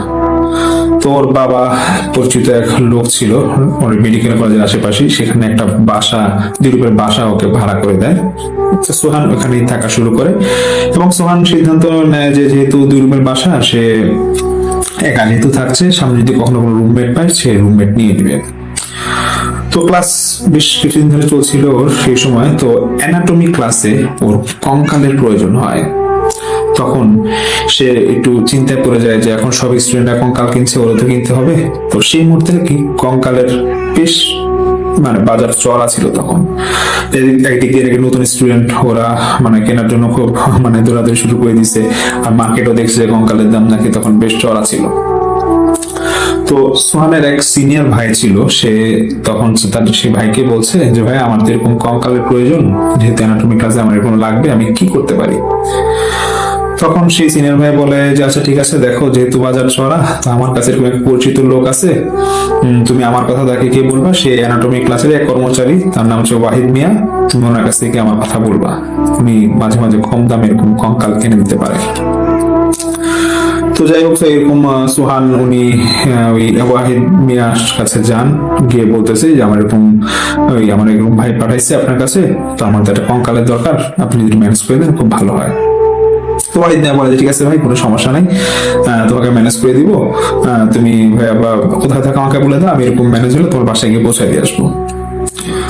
কয়েকদিন পরে ওই ওয়াহিদ মিয়া একটা কঙ্কাল এরকম সোহানের বাসায় ম্যানেজ করে দিয়ে সন্ধ্যার পর এরকম বাসায় দিয়ে আসে, এবং সোহান যে রুমে থাকে এটা পাশের রুমে ওইটা সেটিং করে দেয় আর কি। তো যাই হোক, ওই সোহান তো রাতে থাকা শুরু করে বাসায়। তো সেদিন রাতে যেদিন কঙ্কালটা ওর বাসায় সেট করা হয়, তো ওর একটু মানে হালকা ভয় লাগে যে এরকম আমি একা বাসায় একটা কঙ্কাল, কখনো এরকম কঙ্কাল তো দেখি নাই। তো মানে কিছুটা ভয়ও পায়, এবং রুমের দরজা নাকি লাগে রাতে ঘুমায় যায়। তো সে রাতে নাকি সে একটা স্বপ্ন দেখে, যে স্বপ্নটা ছিল এরকম যে সে দেখতেছে যে নদীর পাড়ে কোনো চরে মানে কোন একটা মেয়েকে অনেক লোক মানে মিলে মারতেছে, এবং মেয়েটা নাকি সোহানের কাছে সাহায্য চাচ্ছে, কিন্তু সোহান সাহায্য করতে পারতেছে না। এই স্বপ্ন যখন দেখে তখন দেখতে দেখতে নাকি প্রায় ফজরের আজান দিচ্ছিল। তো ফজরের আজানে নামাজ পড়ে যখন সে আবার ঘুমাতে যাবে সোহান, সে দেখে রুমের মধ্যে পচা গন্ধ, এবং কিছু একটা পচে গেলে যেরকম গন্ধ হয় এরকম গন্ধ। সে তো মানে চারপাশে রুমে খুঁজে, আশেপাশে রুমে দেখে, মানে যে রুমে কঙ্কালের রুমে যায় দেখে যে না, মানে গন্ধ কোথা থেকে আসছে সে বুঝতে পারতেছে না। তো সোহান এটা ফিল করে যে গন্ধটা বাসার থেকে আসতেছিল, বাইরে থেকে না, কারণ ওর জানলা নাকি বন্ধ ছিল। পরে সোহান সেদিন ভোরবেলা সে জানলাটা খুলে ঘুমায় যায়, পরে তার সকাল উঠে আর গন্ধ পায় না। তো পরের দিন যখন সে মেডিকেল কলেজে যায় তখন ওর সিনিয়র ভাইকে বলতেছে যে ভাইয়া আমি তো এরকম রুমে, তো বাসায় এরকম যেহেতু নিচ্ছে এক রুমে, এখন একটা রুম তো খালি পড়ে আছে, রুমমেট পাইলে আমাকে একটু জানায়। তো সেই সিনিয়র ভাই বলতেছে যে হ্যাঁ, এরকম একটা ছেলে আমার পরিচিত আছে, ছেলেটার নাম হাবিব, ও রুম খুঁজতেছিল, তো এক কাজ করি আজকে বিকেলে তাহলে আমি হাবিবকে তোর বাসায় নিয়ে আসতেছি, তুই যা। তোরা বিকেলে এরকম আসে হাবিব, তারপরে সিনিয়র ভাইয়া, তারপর সোহান তো আছেই, ওরা বাসায় সোহানের বাসায় আসে, দেখতে আসে, রুম দেখতে আসে। তো হাবিবের মোটামুটি রুম এরকম পছন্দ, এবং সে সিদ্ধান্ত নেয় যে সে এক সপ্তাহের মধ্যে এই বাসাটায় উঠবে। তো সেই মুহূর্তে সোহান তার সেই সিনিয়র ভাইকে বলে যে ভাই আমি তো এরকম ওই ওয়াইফের কাছ থেকে কঙ্কাল কিনছিলাম, তো একটু দেখো না কেমন হয়েছে কঙ্কালটা, মানে সবকিছু ঠিক আছে নাকি দেখো, আমি তো নতুন স্টুডেন্ট, আমি তো বুঝতেছি না এটা। সেই সিনিয়র ভাই কঙ্কালটা দেখে বলতেছে যে দেখ, ওয়াহিদ মিয়া তো মনে তোর ঠকাই দিছে, কারণ কঙ্কালটা তো মনে হচ্ছে এটা বেশ নতুন, লাশ থেকে কঙ্কালটা বানাইছে, সর্বোচ্চ 7 কি 8 মাস হবে এই লাশটা। তো ওই সোহান বলতেছে আর কি সিনিয়র ভাইকে যে ভাই তুমি এটা কেমনে বুঝলা? তো বলতেছে দেখ আমি তো সিনিয়র এমনি এমনি হই নাই, আমরা কঙ্কাল দেখলে বুঝতে পারি, আর এটা যাই হোক এটা টেনশনে কিছু নেই, আর এই কঙ্কালটা তো ঘাড়ের দিক দিয়ে একটু হাড় ভাঙা, তুই এটা দেখে নিবি না? তো সোহান বলতেছে ভাই আমি তো এটা বুঝি না, বা আমি নতুন বুঝে বললামই তো। তো সেই সিনিয়র ভাই বলতে ঠিক আছে, তুই এক কাজ কর, তুই ওয়াহিদ মিয়াকে কালকে কলেজে গেলে ধরবি, বলি আমার কথা বলবি যে কেন তোর এই কাজটা করলো, এত মানে এরকম খারাপ কঙ্কাল কেন দিল, জিজ্ঞেস করবি। যাই হোক, তো ওইরকম তো চলেই যায়। তো সেদিন সন্ধ্যার সময় মানে ওর ফ্রেন্ড এবং ওই সিনিয়র মানে সোহানের সেই সিনিয়র ভাই এবং ওই যে রুমমেট যে থাকার কথা, তারা চলে যাওয়ার পরে সন্ধ্যার দিকে সোহান নাকি একটু ঘুম দেয়। ঘুম দেওয়ার পরে সে স্বপ্ন দেখতেছে এরকম যে কেউ একজন ওর কাছে সাহায্য চাচ্ছে, এবং ও বুঝতেছে যে এটা কোনো একটা মেয়ে, কিন্তু চেহারা স্পষ্ট বুঝতে পারছিল না। ও দেখতেছে যে ওর কাছে সাহায্য চায়, কিন্তু ও সোহান সাহায্য করতে পারতেছিল না। তো এটা যখন ও স্বপ্ন দেখো, আবার ঘুম থেকে উঠে দেখে যে না, মানে আশেপাশে কিছু নাই, মানে ওর মধ্যে নাকি তারপর থেকে নাকি প্রায় সময় এরকম উল্টা পাল্টা স্বপ্ন দেখতো। মানে আর একটা সমস্যা ছিল যে স্বপ্ন মানে মনে রাখতে পারতো না, বাট ওর একটাই কথা যে সে স্বপ্ন শুধু এরকম বুঝতো যে কেউ একজনের কাছে সাহায্য চাচ্ছে, মানে এটা কি টানা তখন কন্টিনিউসলি চলতেছিল। তো যাক, সেদিন সন্ধ্যা এরকম স্বপ্ন দেখার পর সে তো আবার উঠার পর সে আবার রাতে পড়তে বসে। তো সে পাশের রুম থেকে কঙ্কালটা তার রুমে নিয়ে আসে, এবং রুমে নিয়ে আসার পর সে ওই বই পড়তেছে আর বিভিন্ন পার্টস দেখতেছে, সব কঙ্কালের সব পার্টস দেখতেছে। তো সে খেয়াল করে যে কঙ্কালের যে হাতের কবজির ঠিক একটু উপরে এটা একটু কালচে, আর হচ্ছে ঘাড়টা যেখানে ভাঙে ওইটা একটু কালচে কালার। তো এটা দেখার পর তো ও একটু ভাবে যে না, কালকে ওয়াহিদ মিয়াকে ভালোভাবে ঝাড়তে হবে, যিনি কেন আমাকে এরকম কঙ্কাল দিল। তো সে রাতে যখন ঘুমাবে ঠিক আবার সেই ফজরের সময় এরকম বাজে একটা স্মেল আসে। তো ভাবে যে হয়তো বাসার আশেপাশে একটু ময়লা ফালা, এর জন্য হয়তো এই স্মেলটা আসতে পারে, তো বাড়ি এলাকাও কমপ্লেন জানাবে। যাই হোক, সে পরের দিন তো কলেজে যায়, গিয়ে ওয়াহিদ মিয়াকে বলতেছে যে আপনি মেয়ে আমার ঠকাই দিলেন, আপনাকে আমি ভালো মনে করলাম, আমার এসে ভাইয়া পাঠাইলো আপনার কাছ থেকে কঙ্কালটা পাবো কম দামে, তো আপনি কঙ্কাল তো দিলেন ঠিক আছে, চা পানির টাকাও নিলেন, সবই ঠিক আছে, এটা কি হলো কঙ্কালটা তো এরকম ভাঙা, আর এটা ঘাড়ের দিক দিয়ে ভাঙা, এটা হাতে পিঠে এরকম কাঁধে দিকে কাঁচে দাগ, এটা কেন দিলেন, এরকম কেন আপনি মানে 2 নাম্বারে এই করলেন আমার সাথে? তো ওয়াহিদ মিয়া বলতেছে আচ্ছা ঠিক আছে, তুমি বাবা বাইরে যাও, আমি আসতেছি বাইরে, তোমার সাথে চা খাবার সাথে তারপর কথা বলবো। তখন সে ওয়াহিদ মিয়া বলতেছে যে দেখো, আমি তো তোমাকে ফ্রেশ কঙ্কাল দিছিলাম এবং আমি তো নিজে চেক করে দিছি, এরকম তো হওয়ার কথা না। এখন তুমি বাসায় নিচে পাইছো, হয়তো কোনো কারণে তুমি এটা সেটিং করতে পারো নাই, তোমার রুমে হয়তো এই কারণে ভাঙছে, আর যেটা হোক দেখি আমি এটা চেঞ্জ করে দেওয়ার ব্যবস্থা করতে পারি কিনা দেখি, বাট চেঞ্জ না করার সম্ভাবনা খুব বেশি, কারণ আমি তো এটা একজন থেকে পাইছি। তখন যখন ওই সুহান একটু রেগে যাচ্ছিল, তখন সেই ভদ্রলোক বলতেছে, দেখেন বিষয়টা হচ্ছে যে বলে যে দেখো বিষয়টা হচ্ছে যেরকম যে আমি পদ্মা নদীর জয়ী পারে আমাকে এক লোক আছে এরকম কঙ্কাল সাপ্লাই দেয়, এরকম মাসে আমি 8-10টা কঙ্কাল ওর কাছ থেকে পাই, তো কম দামে কিছু পাই, এখন ওটা আমি তোমাদের কাছে স্টুডেন্টের কাছে বিক্রি করি, তো এখন সেই লোকটা আমার কাছ থেকে এরকম বিক্রিত মাল তো এরকম নিবে না, তো যেটা পাইছো পাইছো ঠিক আছে, যদি কখন আমি এরকম কঙ্কাল আরেকটা পাই দেখি কোনোভাবে তোমাকে এটা এক্সচেঞ্জ করে দিতে পারি নাকি। তো যাই হোক, এটা বলার পরে তো ওরা এই সুহান তো বাসায় চলেই যায়। ঠিক সেদিন বাসায় চলে যাওয়ার পর রাতে যখন পড়তে যাবে, পড়তে যাওয়ার সময় সে দেখতেছে যে যে কঙ্কালটা, যে কাঁচের দাগটা ছিল কাঁধের কাছে ওইটা আবার নাই, ও হাতের কাছে যে দাগটা আছে ওইটাও আবার নাই দেখতেছে। তো সে রাতে যখন সে ঘুমাবে, সে ঘুমের মধ্যে স্বপ্ন দেখে যে ওই চরের পারে যে মেয়েটাকে কয়েকজন মিলে মারতেছিল, দেখতেছে সে মেয়েটাই ওর বাসার কোন একটা রুমে থেকে ওকে মানে বলতেছে যে এরকম আমি তো আপনার ঘরে আটকে আছি, আমাকে আপনি আমার বাড়িতে ফিরে যান। কিন্তু এটা দেখার পর নাকি সঙ্গে সঙ্গে ঘুম থেকে উঠেছে এবং ওর না একটু ভয় লাগে, এবং সমস্যাটা হচ্ছে ও যে স্বপ্নগুলো দেখতো এটা কার কাছে শেয়ার করতো না, আর ও ভাবতো যে হয়তো আমি একা বাসায় থাকি উল্টাপাল্টা স্বপ্ন দেখি, আর বিভিন্ন সময় রাত জাগি বই টই করি, হয়তো এরকম থেকে এই স্বপ্নগুলো দেখতে পারি। কিন্তু এটাও মানে সত্য কথা যে ও স্বপ্নগুলো নাকি খুব একটা ভালো স্বপ্ন দেখতো না, দেখতো যে মানে ওর স্বপ্নের থিম হচ্ছে একটা যে কেউ ওর কাছে সাহায্য চায়। যাই হোক, এরকম যখন রেগুলার ওরা কয়েকদিন দেখছিল, এর মধ্যে ওর সেই যে রুমমেট সে তো বাসায় আসে, তো যেদিন সেই রুমমেট আসে ছিলখান হাবিব, তো সে তো থাকা শুরু করে। তো প্রথম দিন নাকি ওরকম রাত্রে প্রায় 12টা-1টা পর্যন্ত আড্ডা দেয়, তো আড্ডা দেয় হাবিব তো পাশের রুমে চলে যায় এবং সোহান তো রুমে শুবে, সোহানের রুমে কঙ্কালটা থাকে। তো ফজরের নামাজ যখন পড়বে দুজনে তো একসাথে উঠে, তখন হাবিব সোহানকে বলতেছে যে সোহান আমি তো রাতে এরকম 1-2 ঘন্টা খানিক সজাগ ছিলাম, আমি একটা পচা গন্ধ পাইলাম রাত্রে প্রায় 2:30-3টার দিকে, তুই পাইছো কিনা আমি জানি না, আর আমি সেই সাথে একটা মানে কান্নার আওয়াজ পাইলাম, মনে হচ্ছে কোনো ছেলে বা কোনো মেয়ে কাঁদতেছে, এবং এমন না যেটা নিচে থেকে কান্নার আওয়াজটা আসতেছিল, মনে হচ্ছে ঘরের মধ্যে কেউ কাঁদতেছে, এরকম একটা আওয়াজ পেলাম। তো কি মানে কোনো সমস্যা আছে নাকি, আশেপাশে কেউ আবার কেউ কান্নাকাটি করে বা কোনো দারোয়ান ওই বাসায় বাচ্চা কাচ্চা আছে নাকি যে কান্নাকাটি করে? সোহান বলছে না এরকম তো হওয়ার কথা না, আর পচা গন্ধ যেটা বলছে এটা না মাঝে মাঝে পাই, আমি ভাবছিলাম বাড়িওয়ালাকে বলবো, বাড়িওয়ালাকে আমি বলছিলাম, বাড়িওয়ালা বলছে না এরকম তো আশেপাশে কেউ ময়লা ফেলায় না। তো হাবিব বলতেছে আচ্ছা ঠিক আছে তবুও একটু দেখো, কারণ এরকম মানে বন্ধ রাত্রে এবার হঠাৎ করে আসবে বা রেগুলার হবে, নিশ্চয়ই আশেপাশে কিরকম ময়লা ফেলায়। তো এরকম মধ্যে চলতেছিল। তো হাবিব ওর ঠিক সপ্তাহখানিক পরে ওদের নাকি কলেজ ছুটি দিবে, তা হাবিব ওই সোহানকে বলে যে দেখো সোহান, যেহেতু কলেজে কয়েকদিন ছুটি থাকবে তা আমি এরকম বাড়িতে যাব, আর তুমি যদি বাড়িতে যাও যেতে পারো তাহলে তো ভালোই হয়, তাহলে আমরা একসাথে যাত্রার বাড়িতে চলে গেলাম। তো সোহান বলতেছে যে না আমি আসলে এখানেই থাকবো, আমার কিছু কাজ আছে এবং আমার বাবা মা বাড়ি থেকে আসতে পারে, আমার এখানে থাকবে। তো হাবিবকে রিকোয়েস্ট করে হাবিব দেখো আমার বাবা মা যদি আসে তোমার রুমটাকে একটু শেয়ার করা যাবে নাকি?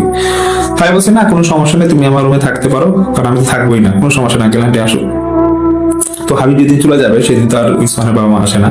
সেদিন রাত্রেবেলা সোহান নাকি স্বপ্নটা দেখে যে কোন একটা বাড়িতে, গ্রামের বাড়িতে কেউ একজন মারা গেছে, কিন্তু জানাজা না দিই ওই লাশটাকে দাফন দেওয়া হচ্ছে, কিন্তু ওই লাশটা সোহানকে রিকোয়েস্ট করতেছে যে ভাই আপনি যেভাবে পারেন আমার জানাজা দেওয়ার ব্যবস্থাটা করেন, কিন্তু সোহান কিছুই করতে পারতেছে না।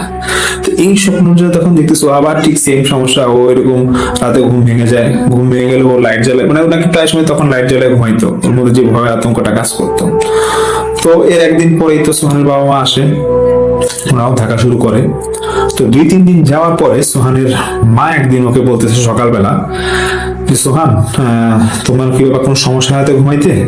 তো বলছে কেন মা? কে না দেখো আমি গত 2 দিন দেখলাম যে তুমি ঘুমানোর সময় রাতে উল্টাপাল্টা কথা বলো, আর গতকাল রাতে দেখলাম যে তুমি ঘুমানোর সময় একটা পর্যায়ে প্রায় 5-10 মিনিট ধরে কান্নাকাটি করতেছিলা, আমি তোমাকে ডাক দিলাম 2-3 বার, তুমি ঘুমের মধ্যে কি বললা আমার নিজে ঘুমায় গেলা, তোমার বাবা এটা শুনছে, তো কোনো সমস্যা না আমাদেরকে বলতে পারো, কোনো সমস্যা হয় নাকি? তো সোহান বলছে না আমাদের কোনো সমস্যা তো হয় না।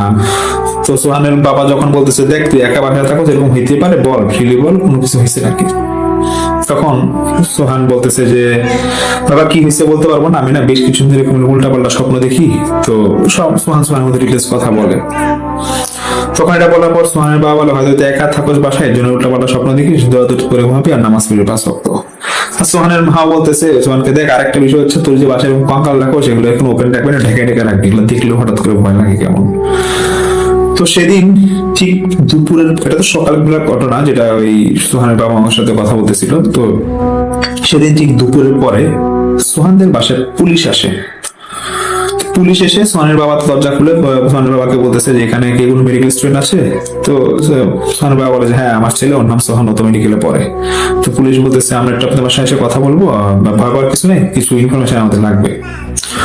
তো সোহান খেয়াল করে দেখে নাকি পুলিশের সাথে হচ্ছে সেই ওয়াহিদ মিয়া এবং আরো 2-3 জন লোক। তো ওনারা ড্রয়িং রুমে বসে, মানে সামনে রুমে বসে, এই হাবিব রুমে। তো বসার পরে তো সোহানের বাবা বলতেছে যে সমস্যাটা কি হয়েছে, পুলিশকে বলে। তো পুলিশ বলে দেখেন সমস্যাটা হচ্ছে উনি হচ্ছে ওয়াহিদ মিয়া, ওনার নামে কিছু মানে আমরা সমস্যা পাইছি। সমস্যাটা হচ্ছে যে উনি প্রায় সময় নদীর ওই পার থেকে এরকম কঙ্কাল ম্যানেজ করে এনে বিভিন্ন স্টুডেন্টকে, মানে যারা শিক্ষার্থী যারা আছে তাদেরকে এরকম সাপ্লাই দেয়। তো এরকম গত চালানে উনি 8টা কঙ্কাল পাইছিল। তো 8টা কঙ্কাল পরও বিভিন্ন ছাত্রছাত্রী যারা আছে নতুন যারা ভর্তি ওদেরকে উনি একটু সাপ্লাই দিচ্ছে। কিন্তু সমস্যাটা হচ্ছে একটা কঙ্কাল আছে, সেটা একটা সুইসাইড কেস বা খুন হয়েছে এরকম একটা মানে কঙ্কাল ছিল, মানে একটা লাশ ছিল, সেই লাশটা চুরি হয়ে যায় কবর থেকে, এরকম একটা কঙ্কাল নাকি এখানে সাপ্লাই দেওয়া হয়েছে ওয়াহিদ মিয়াকে। তো ওই পুলিশ বলে যে দেখেন নদীর ওই পারে এরকম একটা মেয়ে প্রায় আজ থেকে 7-8 মাস আগে এরকম মারা যায়। এখন মেয়েটার ফ্যামিলি তো ওরা তাড়াহুড়া করে ওকে দাফন দিয়ে দিয়েছিল, ঠিক আছে, কিন্তু মেয়েটার সমস্যা হচ্ছে যে মেয়েটার ভাই দেশের বাইরে ছিল, দেশের বাইরে থেকে আসার পরে সে দেখতেছে যে মানে কবর ভাঙা, তারপর তো সন্দেহ হয় এবং ওরা কবর খুলে দেখে লাশ নাই এবং ওদের এটা নিয়ে খুব সন্দেহ হয় যে আসলে এটা কি খুনের মানে কেস ছিল নাকি সুইসাইডের কেস ছিল। এই জন্য ওরা বিভিন্ন জায়গায় অনেক খুঁজে, তো খবর নিয়ে দেখা গেল ওই গ্রামেরই কেউ একজন এরকম কবর থেকে লাশ তুলে কঙ্কাল নেয় এবং কঙ্কাল নিয়ে সে বিভিন্ন জায়গায় সাপ্লাই দেয়। এখন আমরা ওই লোককেও ধরছি এবং ওই লোকের মাধ্যমে আমরা জানতে পারছি যে সে এই ওয়াহিদ মিয়াকে সে কঙ্কাল দিচ্ছে এবং এই জন্য এই বাসে একটা কঙ্কাল আছে, এটা আমাদেরকে দেখতে হবে। আমরা নিয়ে যাবো, কঙ্কালটা নিয়ে যাবো, ঠিক আছে, এবং কঙ্কালটা দেখবো যে আসলে কি এরকম এটা সেই কঙ্কাল নাকি, যদি না বুঝতে পারবো না। তো সোহানের সেই কঙ্কালটা সোহান দেখায় এবং পুলিশ দেখে যে ঘাড়ের দিকে একটু ভাঙা। তো পুলিশ বলে যে ঠিক আছে এটা আমরা নিয়ে যাই, তবে আমাদের সন্দেহ লাগতেছে যেটাই হইতে পারে ওই কঙ্কালটা, কারণ যেহেতু ঘাড়ের দিকে ভাঙা, আমরা শুনছিলাম যে সেই মেয়েটা এরকম গাছের মধ্যে ফাঁস দিছিল, তো হয়তো ফাঁস দিলে অনেক সময় হাড় ভেঙে যায়, এটা হইতে পারে। তো যাই হোক সেদিন সেই কঙ্কাল নিয়ে যায় এবং যেটা হয় যে ওয়াহিদ মিয়াকে তো অ্যারেস্ট করে। যদিও এটা শুনছিলাম মানে আমাকে সে শুনছিল, বলছিল যে ওয়াহিদ মিয়া নাকি এই কারণে প্রায় কয়েক মাস জেলও খাটছিল। তো সেদিন তো এরকম কঙ্কাল নিয়ে যায় পুলিশ। তো সোহানের বাবা সোহানকে একটু বকা টাকা দেয় যে তুমি এরকম কম দামে কিনতে গেছো কেন, টাকা লাগতো আমাকে বলতা। তো এরকম আরো হ্যাঁ যেদিন যাচ্ছে, তো সোহান কিন্তু ওর স্বপ্ন যে দেখতো ঠিকই দেখতেছে, ওর আগের মতো খারাপ এরকম স্বপ্ন দেখতেছে। তো সোহানের বাবা এরকম দেখদিন পরে যখন সে বলতেছে আর কি সোহানকে যে দেখো তুমি যেরকম খারাপ স্বপ্ন দেখো রাতে এরকম বলতেছো, এখনো দেখতেছো, এক কাজ করি এখানে শাহ মখদুমের মাজার আছে, এখানে হুজুর আছে আমার খুব ঘনিষ্ঠ হুজুর, আমি মাঝে মাঝে ওনার কাছে আসি, আধ্যাত্মিক লাইনের হুজুর, ওনার সাথে তোমার একটু নিয়ে যাবো, দেখি একটু ঝাড়ফুঁক দিয়ে দেখ তোমাকে দেখি। তো সোহানের মা বলে হ্যাঁ ঠিক আছে চলো আমরা এরকম সময় যাবো। তো কোনো এক বিকেলে এর মধ্যে একদিন পরে ওনারা সেই হুজুরের কাছে যায়। তো হুজুরকে সোহান ওর পুরো ঘটনা বলে যায়, এরকম বাজে সবসময় দেখি। তো হুজুর নাকি খুব মানে জ্ঞানী বা আধ্যাত্মিক ছিল, উনি নাকি দেখি সোহানের বুঝতে পারছে যে ওর কি সমস্যা। তো হুজুর মানে সোহানের বাবাকে বলতেছে দেখেন আপনার ছেলের সমস্যা তো সবই শুনলাম। তো সোহানের বাবা কথা প্রসঙ্গে বলে দেখেন একটা কঙ্কাল নিয়ে আমরা এরকম ভেজালে পড়ছি, বাসায় আনছে, এই পুলিশ নিয়ে কত কি ভেজালে পড়ছে, এগুলো বলতে থাকে। ওই হুজুর বলতেছে দেখেন পুলিশ নিয়ে ভেজালে পড়ছেন সবই আমি বুঝতে পারছি এবং কি হয়েছে সেই কঙ্কালের সাথে আমি আপনাদের বলতেছি। সমস্যাটা হচ্ছে সে যে কঙ্কালটা আনছিল সেই মেয়েটার নাম ছিল রহিমা, সে নদীর ওই পারে থাকে। তো রহিমা মেয়েটাকে হয়তো জিনে মানে আসর করছিল বা করে নাই, কিন্তু গ্রামে একটা সালিশে ওকে মানে বেধড়ক মার দেওয়া হয়। এই পদ্মা নদীর পানি কোনো একটু চরে আর কি, কোনো একটা জায়গায় ওকে বেধড়ক মার দেওয়া হয় এবং গ্রামের সালিশ বসে ওই কোন এক কবিরাজ বা সাথে আরো যারা ছিল গ্রামবাসী এরকম প্রায় 8-10 জনকে বেধড়ক মারে। তো এটা মেয়েটা অপমান সহ্য করতে পারে নাই, সে মেয়েটাকে গাছে ফাঁস দেয় এবং ফাঁস দেওয়ার পরে অনেকের ধারণা যে মেয়েটা হয়তো সুইসাইড করছে, আবার অনেকের ধারণা হয়তো মেয়েটা খুন হয়েছে। তো এর জন্য মেয়েটার ফ্যামিলি ওকে জানা দিয়ে সরাসরি দাফন দিয়ে দেয়। তো সেই কঙ্কালটা মানে সেই লাস্টার যে কঙ্কাল সেটা কেউ একজন চুরি করে ওই এরকম আপনার ওয়াহিদ মিয়া নামে একজনকে দিছিল। এই ডিটেলস ঘটনাটা ওই হুজুরটাকে অনবরত বলে যাচ্ছিল এবং সোহানের যে ফ্যামিলি যারা বাবা মাকে ছিল নাকি দেখে পুরা অবাক হয়ে গেছে, যেটা হুজুর জানে কি হবে। তো সোহানের বাবা মানে সোহানকে বলে যে বাবা ভয় পাইস না, কিছু না, আমি যে আগেই বলছিলাম যে উনি আমার খুব ঘনিষ্ঠ খুব আধ্যাত্মিক লাইনে হুজুর, উনি সবাই বলতে পারে। হুজুর বলে যে দেখেন সোহান যে স্বপ্নগুলা দেখতেছিল, যে মেয়েটা ওকে সাহায্য চাচ্ছিল সেটা হচ্ছে ওই মেয়েটা, যেটা ধরেন সোহান পাশে যে কঙ্কালটা ছিল হয়তো এরকমই কারণে হইতে পারে। আর ঘাড় যে দেখলেন যে ঘাড়ের যে হাড় ভাঙা ছিল ঠিকই আছে, মেয়েটা সুইসাইড করতে ঘাড়ের হাড়টা ভেঙে গেছিল, হয়তো এই কারণে সমস্যাটা হইতে পারে। তো এটা শোনার পর তো সোহানের মা বলতেছে যে দেখো আমি আমার ছেলেকে, সোহানের বাবাকে বলে আমি আমার ছেলেকে একা থাকতে দিব না বাসায়। তো হুজুর বলে না ঠিক আছে, ওকে বাসায় একা থাকা দরকার নেই, ও রুমের বাজেই আছে, আপনারা এক কাজ করেন কোনোভাবে একটু হলে দেখেন কোন হোস্টেল মানে হলে যে হোস্টেল আছে ওইখানে ওরা 3জন একসাথে থাকতে পারে কিনা, দেবেন একসাথে থাকলে এগুলো ভয় কেটে যাবে। আর আমি ওকে একটা তাবিজ বা ঝাড়ফুঁক দিয়েছি, কোনো সমস্যা হবে না, আপনার ছেলে ঠিক হয়ে যাবে। আর যথাসম্ভব যে কঙ্কালটা নিয়ে গেছে পুলিশ, ওইটা ওদের কাজ বা কাজটা শেষ করে দেখবেন এটা ওরা দাফন দিয়ে দিবে। তো এটা কোনো আপনাদের টেনশন করা লাগবে না, আপনার ছেলে সুস্থ হয়ে যাবে। তো যেটাই হোক, এটার পর নাকি যেটা বলে আমাকে আমি শুনি সোহানের আমার সে বন্ধুর কাছ থেকে যে সোহান নাকি তারপরে এরকম হোস্টেলে কয়েকদিন পর এরকম থাকার ব্যবস্থা হয়ে যায়, পরে কোনো সমস্যা হয় না। তো এটাই ছিল আমার প্রথম ঘটনা, আমি এটা শুনি। জানি না আপনাদের কেমন লাগবে, যদি ভালো লাগে অবশ্যই জানাবেন। আমি পরবর্তীতে একটা ঘটনা নিয়ে আসতেছি, সঙ্গে থাকুন। আসসালামু আলাইকুম।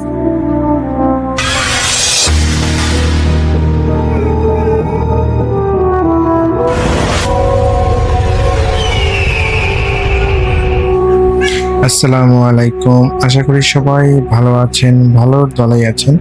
আমি জানি রাসেল ভাই আপনি সবসময় ভালোর দলেই থাকেন। আমার নাম রিপন, আমি লালমাট থেকে বলতেছি। আজকে আমি যে ঘটনাটা শেয়ার করব, এই ঘটনাটা আমাদের রংপুর বিভাগের একটি ঘটনা। তো যিনি আমাকে ঘটনাটা শেয়ার করেছেন তার নাম হচ্ছে রবিউল। আমি যখন রংপুরে পড়তাম সেই সময় তার কাছ থেকে আমি একটা ঘটনা শুনেছিলাম, সেই ঘটনাটা আজকে আমি আপনাদের মাঝে শেয়ার করব। তো আমি সরাসরি কথা না বাড়িয়ে ঘটনায় চলে যাচ্ছি। ঘটনাটার সময়কাল ছিল ব্রিটিশ আমলে, যে সময়ে বাংলাদেশ ভারত পাকিস্তান একসাথেই ছিল, একটা ভারতীয় উপমহাদেশ ছিল, সেই সময়কার এটা ঘটনাটার সময়কাল অনুমান করা যায় 1947-48 এই সময়ের ঘটনা, যে সময় ভারত এবং পাকিস্তান বিভক্ত হয়। সে সময় আসলে এখনো বাংলাদেশ জন্ম হয়নি। 1947 সালে ভারত এবং পাকিস্তানের সৃষ্টি হয়, দেশ ভাগ হয়। এটা আসলে সেই সময়কার ঘটনা। তো সেই সময় রংপুর বিভাগে, বাংলাদেশ বর্তমানে রংপুর বিভাগের একটা জায়গায়, এটা হচ্ছে তারাগঞ্জ উপজেলার একটা ঘটনা। তারাগঞ্জের যে রংপুর যে তারাগঞ্জ আছে এখানকার একটা উপজেলার ঘটনা। তো আমি সরাসরি ঘটনায় চলে যাচ্ছি। তো এখানে এই তারাগঞ্জে একটা জমিদার ছিল, সেই জমিদারটা খুবই অত্যাচারী ছিল। সে আসলে সাধারণ মানুষকে খুবই অত্যাচার করত। দেখা যায় যে জোর জবরদস্তি করে নীল চাষ করা, মানুষের ফসল কেড়ে নেওয়া, মেয়েদেরকে ধরে নিয়ে আসা, এক প্রকার যত খারাপ কাজগুলো ছিল সবগুলো এই জমিদার করত। সঙ্গত কারণে আমি আসলে সেই জমিদারের নামটা বলতে পারতেছি না, তিনি আমাকে আসলে সঠিকভাবে সেই জমিদারের নামটা বলতে পারেননি। তো অনুমান করা যায় সেই সময় যিনি জমিদার ছিলেন তারাগঞ্জের, ওখানকার জমিদার ছিলেন, তিনিই হবেন। তো তিনি প্রতি বছর তাদের একটা মাঠ আছে তারাগঞ্জে, একটা বিশাল বড় একটা মাঠ ছিল। সেই সময় সেই জমিদার একটা ঘোড়া দৌড়ের আয়োজন করতেন। আমরা অনেক সময় দেখি না যে অনেক সময় আমরা দেখি যে বিভিন্ন জায়গায় নৌকা বাইচ হয়, গরুর দৌড় প্রতিযোগিতা হয়, ঘোড়ার দৌড় প্রতিযোগিতা হয়। তো এই জমিদার তার একটা নির্দিষ্ট সময় অনুযায়ী তিনি ঘোড়া দৌড়ের আয়োজন করতেন। তো ঘোড়া দৌড়ের আয়োজনের সময় দেখা যায় যে বিভিন্ন এলাকা থেকে অনেক ধরনের মানুষ যাদের ঘোড়া ছিল তারা ঘোড়া নিয়ে আসতো এবং ঘোড়ার উপরে বসেই তারা আসলে যারা ফার্স্ট হতো তাদেরকে আসলে ওই জমিদার পুরস্কৃত করতেন। তো এরকম করে চলে যাচ্ছিল অনেক, এরকম তাদের একটা আয়োজন প্রতি বছর হয়, ওই জমিদার আয়োজন করেন নিজে থেকেই। তো একদিন ওই কাঙ্ক্ষিত দিন আসে, যেদিন হলো ঘোড়া দৌড়ের আয়োজন। তো সেখানে দেখা যায় যে প্রায় 20টার উপরে ঘোড়া তারা আসলে অংশগ্রহণ করেছিল, এবং এখানে একটা ঘোড়া ছিল যেটা একদম কালো একটা ঘোড়া, কুচকুচে কালো একটা ঘোড়া। এবং এই ঘোড়াটার অংশ প্রতিযোগিতা নিয়েছিলেন হলো এলাকার একজন মানুষ। এটা জমিদার এলাকার না, একটা পাশের গ্রামের একটা হলো লোক অংশগ্রহণ নিয়েছিল। তো সমস্ত ঘোড়াগুলো দেখার পর সেই জমিদারের একটা ঘোড়ার প্রতি খুবই আকর্ষণ অনুভব করে, যেটা হচ্ছে ওই কালো ঘোড়াটা। তো তিনি দেখেন যে ঘোড়াটা একদম কালো কুচকুচে হলেও ওর স্বাস্থ্য সবকিছু যেন অনেক সুন্দর, মোটামুটি অনেক সুন্দর দেখতে। তো এই কারণে তিনি ঘোড়া মালিককে ডাক দেন প্রতিযোগিতা মানে ওই দৌড় প্রতিযোগিতা শুরু হওয়ার আগেই। তো সেই ঘোড়া মালিক তার ঘোড়া নিয়ে আসেন, এবং ওই জমিদার অনেক পছন্দ হওয়ার পর তিনি জিজ্ঞেস করেন যে আমি এই ঘোড়াটা কিনতে চাই, তুমি এটা বিনিময়ে কত টাকা চাও? তো সেই ঘোড়া যার ঘোড়া তিনি বলতেছেন, না হুজুর, এটা আমি আসলে বিক্রি করবো না, এটা আমার অনেক পছন্দের ঘোড়া, এটা আমি বিক্রি করতে পারবো না। তো সেই জমিদার আসলে খুবই রাগান্বিত হন মনে মনে, যদিও তিনি আসলে ভুলতে পারতেছেন না। তো এক পর্যায়ে সেই ঘোড়াওয়ালাকে বলেন যে দেখো, তুমি যদি এটা বিক্রি না করো তাহলে কিন্তু তুমি এই ঘোড়া দৌড়ে অংশগ্রহণ করতে পারবা না। তো এক প্রকার দেখা যায় যে সেই ঘোড়াটা খুবই রাগান্বিত হয়, বলতে সেই জমিদারকে বলে যে কেন হুজুর, আমি কি অন্যায় করেছি? আপনার ঘোড়া পছন্দ হতেই পারে, কিন্তু আমাকে খেলায় অংশগ্রহণ করতে দিবেন না কেন? মানে এক প্রকার সেই লোকটা একজন সাধারণ মানুষ হয়েও একটা জমিদারকে আর কি জমিদারের প্রতি রাগান্বিত হয়, এবং জমিদারও যখন দেখে যে সে লোকটা এরকম প্রশ্ন করতেছে, রাগ দেখাচ্ছে, এবং তখন হলো সেই জমিদার আদেশ দেন যে এই লোকটাকে এখান থেকে বের করে দাও এবং তার ঘোড়াটাকে জব্দ করো। তো রাসেল ভাই, ওই ঘোড়াটাকে জব্দ করে জমিদারের হলো খোয়ারায় নিয়ে যাওয়া হয়, এবং সেই লোকটাকে মেরে মেরে এলাকার থেকে বের করে দেওয়া হয়। তো সেদিন ঘোড়দৌড়ের যে অনুষ্ঠানটা ছিল সেটা সম্পন্ন হয়, এবং সম্পন্ন হওয়ার পরে ওই ঘোড়াটা তো জমিদারের বাসায় রাখা হয় একটা খড়ের মধ্যে। কিন্তু তারপরের দিন সকালবেলা যখন ওই খড়ার যিনি পাহারাদার, যিনি আসলে সে সময় আসলে চলাচল করার জন্য ঘোড়া অনেক একটা ভালো মাধ্যম ছিল, সে সময় মানুষ দূর দূরান্তে ঘোড়ায় চড়ে যাতায়াত করত। তো ওই জমিদারও ঘোড়ায় চড়েই যাতায়াত করতেন। তো দেখা যায় যে পরের দিন সকালে যখন ওই যে অন্যান্য ঘোড়াগুলোর সাথে যখন কালো ঘোড়াটাকে রাখা হয়েছিল যেখানে, তো খোয়ারের মধ্যে যিনি খোয়ারা পাহারা দেন তিনি যখন পরিষ্কার করতে যান, দেখতে পান যে সেই গোয়াল ঘরে যে কালো ঘোড়াটা রাখা হয়েছিল, যেটা জমিদার জব্দ করে এনেছিলেন, সেই ঘোড়াটা নেই। সেই জায়গায় একই জায়গায় ওই দড়ি দিয়ে বাঁধা ছিল ঘোড়াটা, দড়িটা আছে কিন্তু ঘোড়াটা নেই। তো এটা দেখে ওই যখন জমিদারকে জানানো হয়, জমিদার তো প্রচন্ড পরিমাণে রাগারাগি করা শুরু করে দেন যে তোমরা কি রাত্রেবেলা পাহারা দাও নাকি অন্য কিছু করো? একজন এসে ঘোড়াটা চুরি করে নিয়ে গেছে, অথচ তোমরা জানো না। এভাবে অনেক চিল্লাচিল্লি করে আর কি। তো পরবর্তীতে দেখা যায় যে ওই জমিদার খোঁজ লাগাতে দেয় যে এই ঘোড়াটা যার কাছ থেকে জব্দ করা হয়েছিল সেই হয়তো বা রাতে এসে চুরি করে নিয়ে গেছে, তোমরা ওর খোঁজ লাগাও। তো পরবর্তীতে সেই জমিদারের কথা অনুযায়ী সেই যে গ্রাম থেকে লোকটা এসেছিল ওই গ্রামে খোঁজ লাগানো হয়, এবং সত্যি সত্যি রাসেল ভাই দেখা যায় যে ওই ঘোড়াটা ওই লোকের বাড়িতে, কিন্তু সেই লোকটাকে পাওয়া যাচ্ছিল না। তো পরে হলো জমিদার পুনরায় সেই ঘোড়াটাকে নিয়ে আসেন তার বাসায় লোকদের দিয়ে। তো ঘোড়াটাকে নিয়ে আসে তিনি হলো সিকিউরিটি আগে থেকে ওই একজনের জায়গায় 2 জায়গায় রাখেন, যিনি আসলে গোয়ালঘর আসলে কি বলবো, গোয়ালঘর আসলে যে পাহারা দেয়, তো ওখানে একজনের জায়গায় 2 জন তিনি রাখেন। এবং সেদিন রাতেও রাসেল ভাই হঠাৎ করে মানে পুরো রাতেই ঘোড়া ছিল। তো ওরা যখনই আসলে তাদের মধ্যে তন্দ্রা চলে এসেছে, এবং যখন সেই সাথে তারা যখন ঘোড়াটা চেক করতে যাবে যে ঠিকঠাক আছে কিনা সবকিছু, কিন্তু দেখে আসলে ভাই ওই ঘোড়ার জায়গায় নেই, শুধু দড়ি পড়ে আছে, ঘোড়ার গলায় যে দড়িটা বাঁধা ছিল সেই দড়িটা পড়ে আছে, কিন্তু ঘোড়াটা নেই। তো এখন তারা দুজনে প্রচন্ড পরিমাণে ভয় পায়, কারণ যদি এটা জমিদার জানে তাহলে তো অবস্থা খারাপ করবে। তো সকালবেলা যখন হয় তো ওই জমিদার এক জায়গায় যাবেন এবং তিনি তাদের ওই যারা হলো ঘোড়া পাহারাদার তাদেরকে বলেন যে ঘোড়া নিয়ে আসতে। তো তখনই তারা দুজনে থুতোমতো খায় এবং স্বীকার করতে বাধ্য হয় যে ঘোড়া তো আমার সকালবেলা উঠে দিয়ে ঘোড়া নাই। তো এটাতে জমিদার প্রচন্ড পরিমাণে পুনরায় রেগে যান এবং তিনি আবার লোক পাঠান যে আবার ওই যার ঘোড়া সে আবার চুরি করে নিয়ে গেছে নাকি। তো রাসেল ভাই ওই এলাকায় যখন যান তখন দেখা যায় যে ওই এলাকায় ওই যেই লোকটা ঘোড়া আসলে যার কাছে জব্দ করা হয় সেই লোকটাও সেদিন আছে এবং সেই সাথে ঘোড়াটাও তার হলো খড়ের মধ্যে বাঁধা। তো এটা দেখে তো তারা প্রচন্ড পরিমাণে রেগে যায় এবং সেই লোকটাকে এবং ঘোড়াটাকে ধরে নিয়ে আসে এবং ধরে নিয়ে আসার পর ওই লোকটাকে বেধড়ক মারধর করে জমিদার লোকের মাধ্যমে এবং বলে যে তোর কত বড় সাহস, তুই ঘোড়া নিয়ে গেছিস। তো সেই লোকটা বারবার করে অনুরোধ করে যে আমি আসলে ঘোড়াটাকে নিয়ে যাইনি, সেই ঘোড়াটা নিজে থেকে চলে গেছে। তো এটা জমিদার কোনোভাবে বিশ্বাস করে না। তো বলে যে হুজুর দেখেন, আপনি যদি বিশ্বাস না করেন আমাকে বেঁধে রাখুন, কিন্তু ঘোড়া আপনার গোয়ালে থাকবে না, এটা চলে যাবে।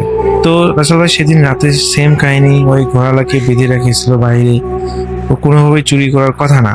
তো সেদিন রাতেও দেখা যায় যে ওই গোয়াল ঘরে মানে সেদিন রাতের পরে সকালবেলা যখন গোয়াল চেক করা হয় তারা দেখতে পায় সেই ঘোড়াটা ওই জমিদারের গোয়ালের মধ্যে নেই।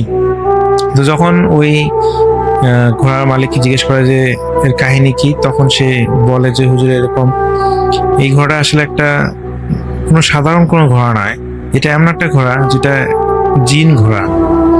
এ আসলে রাতের মধ্যে রাত হলেই সে জিন হয়ে যায় এবং দিন হলে সে নর্মাল ঘোড়া, কিন্তু রাত হলে জিন হয়ে যায়। তো এই কারণে ওকে রাতের মধ্যে কেউ বেঁধে রাখুক আর যাই করুক ওকে কেউ আটকাতে পারে না। যেহেতু আমি এর মালিক, এ কারণে সে বারবার আমার কাছেই চলে যাবে। যত বড়ই আমি বিক্রি করি না কেন, যেহেতু আমি এই ঘোড়াটার মালিক, আমার কাছেই চলে যাবে। যতক্ষণ পর্যন্ত আমি মন থেকে ঘোড়াটা কারোর কাছে বিক্রি করব ততক্ষণ পর্যন্ত ঘোড়াটা আমার কাছেই যাবে।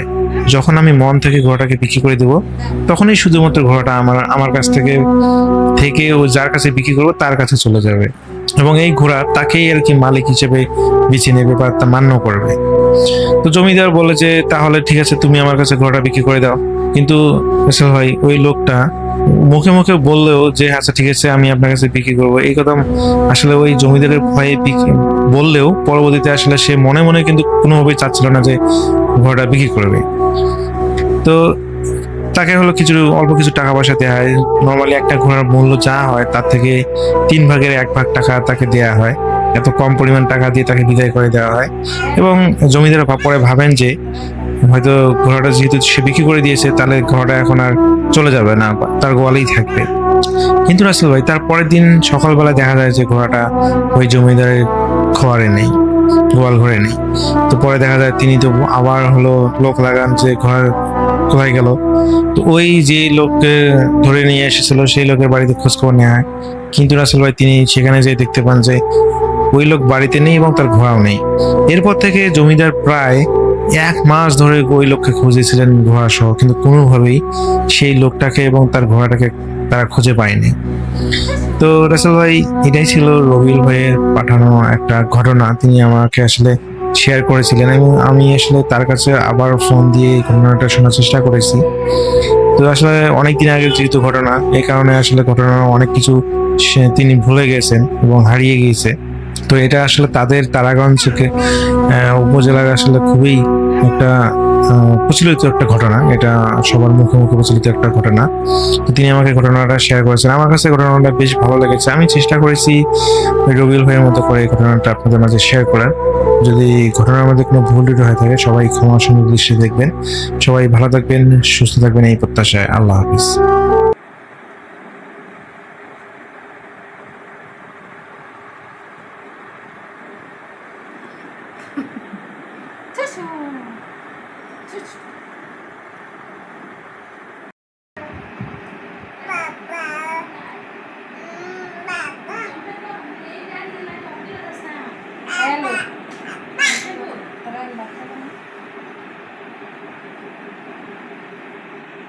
Ba ba Da, da, da, da.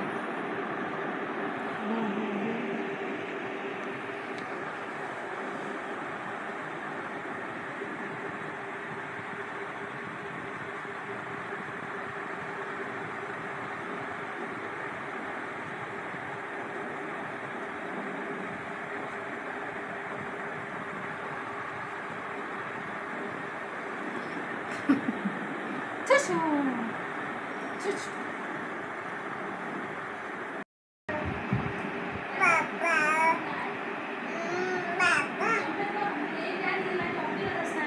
Hello. Trella.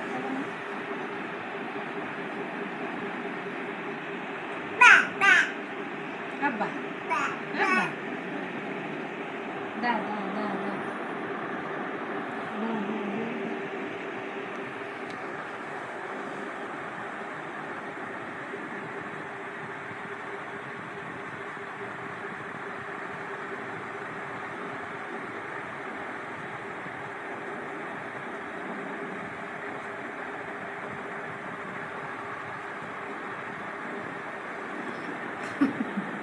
Tissue.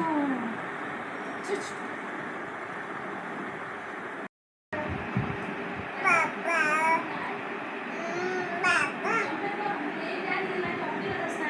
Hello. Trella. Abba. Abba. Da, da, da, da.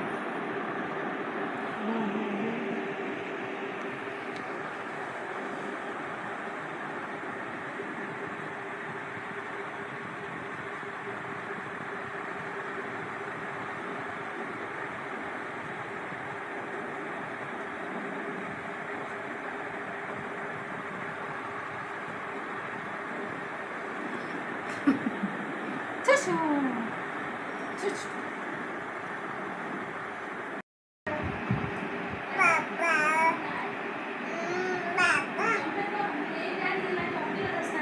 Hello. Trella.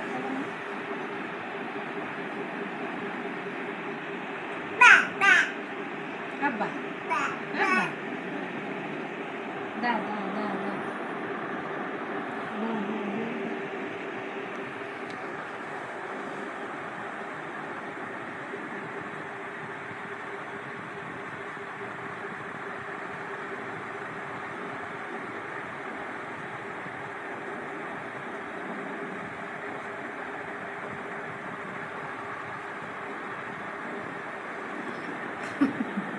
Tissue.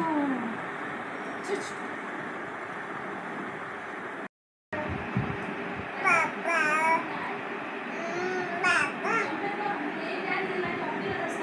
Hello. Trella. Abba. Abba. Da, da, da, da.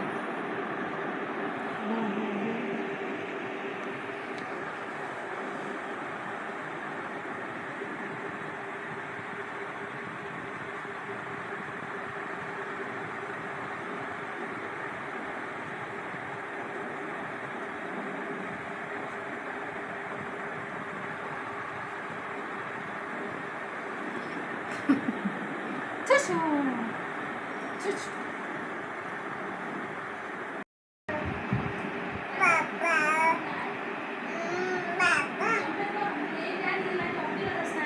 Hello. Trella. Abba. Abba. Da, da, da, da.